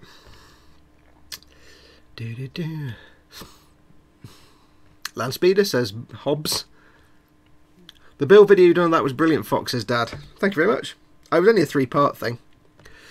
I forgot the little guy in the corner. Dope, says Dave. Yeah, there's him stuck away in the corner there, and there's him down there. But when I built this, I didn't know this was my first ever Warhammer. I didn't know the first thing about Warhammer. I didn't know if these were Space Marines or not. I just painted them up. I just had fun with them. It's not supposed to be green. I just didn't want to do Super Marines, Ultramarines blue, because even I knew then that Ultramarines were a bit boring. The War General. Cheers, Lynn. We'll look into the starter as well. Oh yeah, that's the other thing. If you're Kenneth M says needs tracks. I see what you did there, Kenneth. No, I put wheels on it, dude. Yeah, the if you're looking at figures, if you're looking at crazy stupid value for money, though, that's 18 quid for that, which is great fun. However, if you want a real deal, I mean, I'm just putting this back in the cabin. That's why I've gone a bit quiet. If you want a serious deal, oh, things are falling over. Then you can't go wrong with looking at some of the start collecting kits. I'll see if I can move the camera out quite a lot. Like that's the they do these kits called start collecting, and they're all like I'll also zoom it out a bit as well. There we go. They do the start collecting kits, which are typically a 10-man squad and a vehicle, more or less, most of them. So, for example, this is the Militarum Tempesta, the Tempesta Scions. You get a 10-man Scion squad with a Tempestor Prime and a Commissar, and you get the Taurox Prime. 50 quid. All the start collecting kits are about 50 quid. They're all about the same. This is the one for the Militarum Tempestus. I've also got one for Imperial Guard, or Astra Militarum, which is, again, it's a 10-man Cadian squad with a sergeant and some other dude, a sergeant and a commissar, and you get a Lehman Russ tank, and you get a couple of heavy weapon sets as well. So if you want a mixture of figures and vehicles, have a look at some of the start collecting, because they are stupid value. They're like 10 figures, whole squad, and a vehicle. That vehicle itself is about 30 quid, and they're all about 50 quid. So if you want a mix of vehicles and dudes, and there's all different ones, like there's Space Marines, there's Astra Militarum, there's Scions, there's Ta'au, I'm going to say Ta'au because the apostrophe, there's Ta'au, there's the robot dudes, the Necrons, there's loads of them, there's Orcs, although I'd stay away from Orcs for the moment, because Orcs, all the Orc models are like 20 years old and they're crap. They need to inject a lot of new models into the range for Orcs. But yeah, if you want to look at a load of dudes and some vehicles, look at the start collecting kits. They're stupid, crazy value. They are a ridiculous value. Right, let's get this back down here. See, there's lovely. Where we are now, there we are. Are we zoomed in? Not zoomed in. We're sort of zoomed in, sort of. I never know where to put the camera for you guys. Okay, right. So make sure you're all in focusings. Take my email off the screen. Don't need that anymore, do you? Idiot. It's been sat. None of you reminded me. None of you told me my email was still sat there. I don't know. Can't rely on you guys for anything, can I? Make sure this is in focus for you. Right, there we go.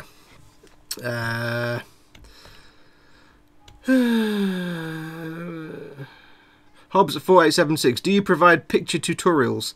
No, I hate picture tutorials. If you mean like a video where it's just still shots and music and captions, I hate that. I never learn anything. I do proper video builds, so I'll talk to you and tell you what I'm doing. This channel, go to this channel you're on now and click on playlists. I'm one of those YouTubers that everything I do, I put into its own playlist. If I build a kit, there's a playlist for that kit, so you can see all the steps in that build.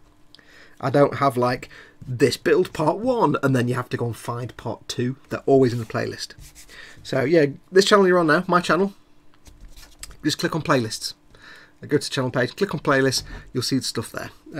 Mostly Gunpla, although I am building up the Warhammer stuff. There's a full build and paint of the Storm Wolf, if you want to see how I painted that.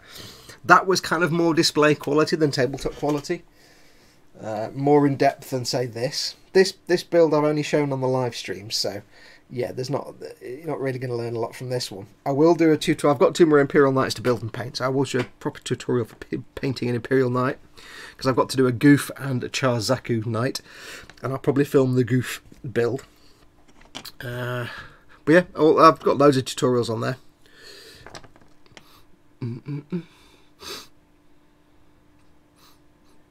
Let's have a look. Orcs are getting new stuff soon, though, says Richard Gibbs. There is the Speed Freak set either out or coming out in October. Get it? October. Which is going to be some vehicles for a tabletop game, of like vehicles and stuff. There are rumours that we'll be getting a lot more Orc kits, because Orcs are so out of date. Their kits are like 20 odd years old. They look terrible. They're just awful. All the Orc vehicles are just shameful. They're horrible, the old ones. Would like to see some display quality stuff, says Hobbs. Yeah, there's I say I've got the Storm Wolf, which is pretty much a display quality build. I've done things like what else have I done? There's the big mega size RX-78-2 mega size, which is was kind of display quality, I suppose. I've got loads of builds on there. I say mostly Gunpla. The only Warhammer I've got so far is I've got a sort of basic build of the Land Speeder, although that may have been Patreon exclusive. I can't remember. If it's not there, it's Patreon exclusive, so only patrons can see that. I did one of the 3.5 foot tall Master Chief. That's kind of display quality. But they are long. I don't do short, quick, like photo things. Like I said, I tend to do the 45-minute long episodes with me talking a lot, because I like to explain what I'm doing. Finish the Zaku, says Jerry. I will do one day. I've got those that don't know, I started a perfect grade Zaku and I got to the point of having it all painted. I just never got to the weathering part.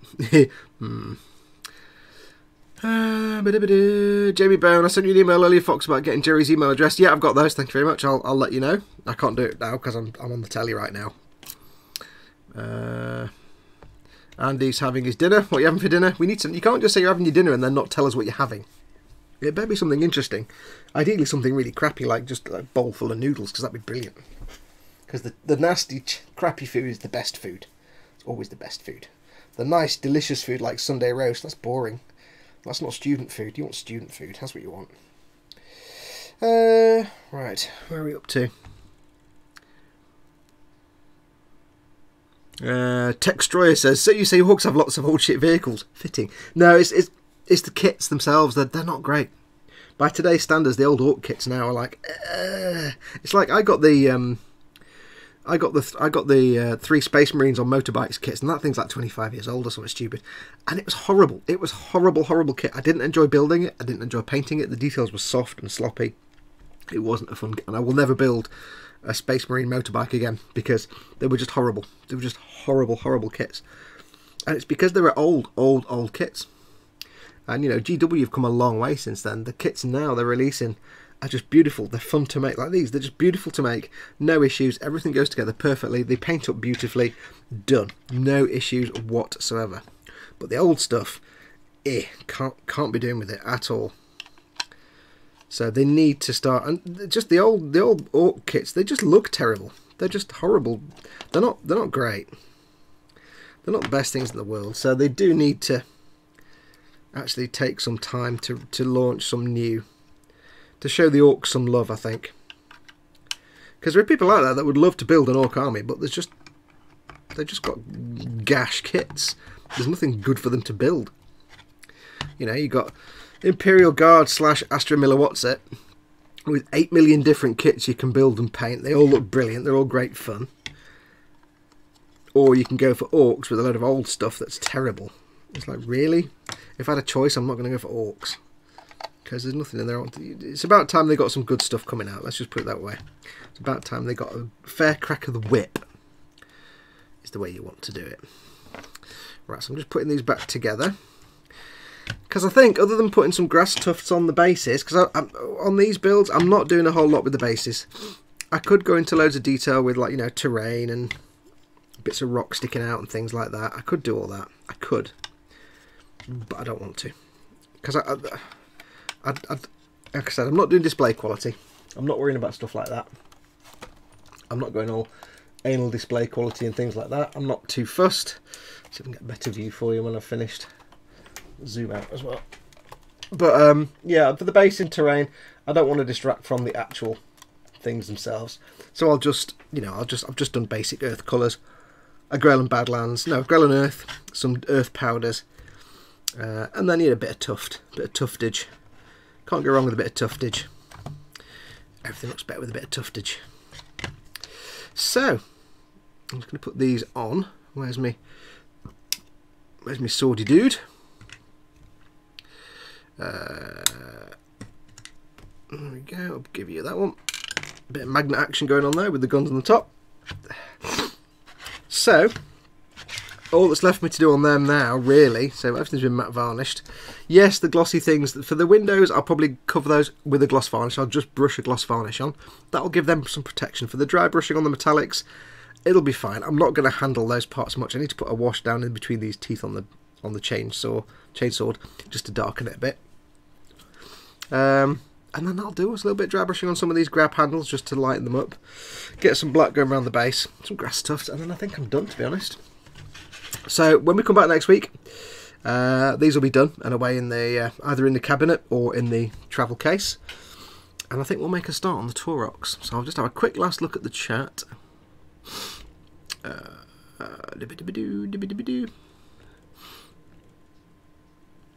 Lynn Dipple, I can't wait to get my desk fixed up so I can get modelling and filming again. Yay!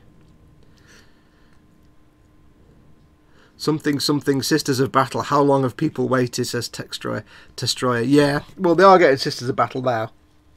So one can only hope they start showing the Orcs some love. Now they've got all the Primaris Marines out of the way.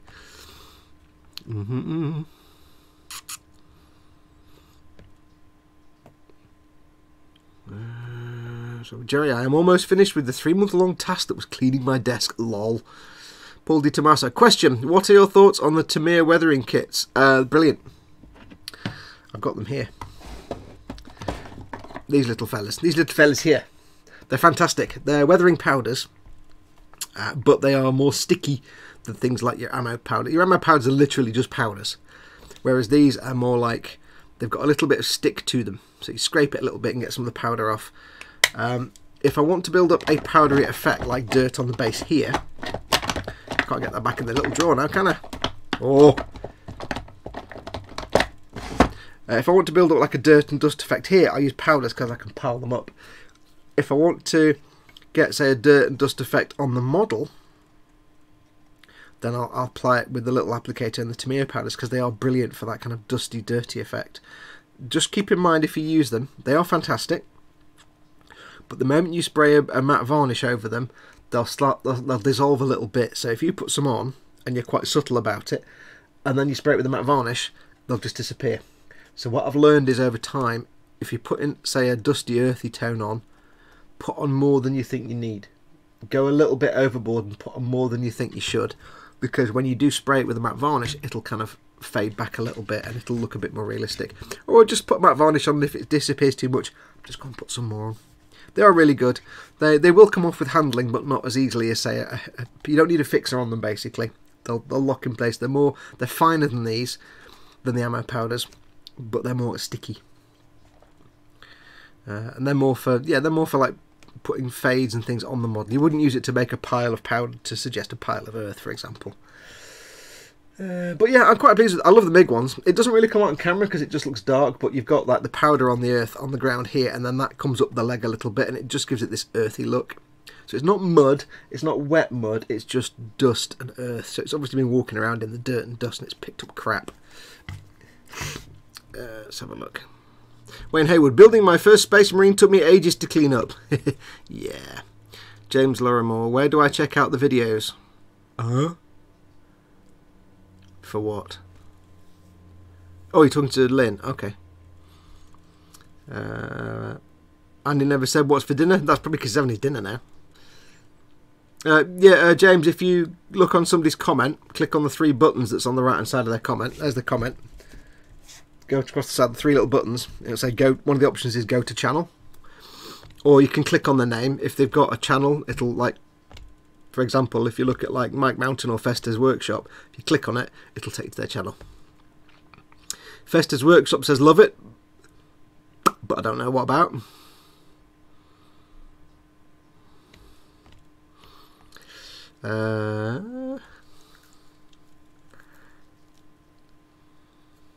Okay, cool, thanks Fox, says Paul. Yeah, they are really cool. They're really, really good. They're more for adding effects to a model. You get the spongy end and the brush end. The brush end is pretty good for building up some powdery effects and subtle stuff. The sponge end is great for just applying, like if I was trying to make dirt and dust fade up there. For example, I like the sand effect. I did that on a German grey Opel Blitz truck and it was brilliant. It just looked like dirt and dust. It looks like dried dust and dirt, not wet mud, but more that kind of, you can use the earthy dusty tones and the sand tones to make that kind of like, it's had mud on it, the mud's all dried out and now it's all this kind of yellowy powdery effect. Right, I think that's going to do us. We've got these 3 dudes almost done, so I'll go away and do the finishing touches on these tonight. Next week I shall probably most likely make a start on the Taurox Prime.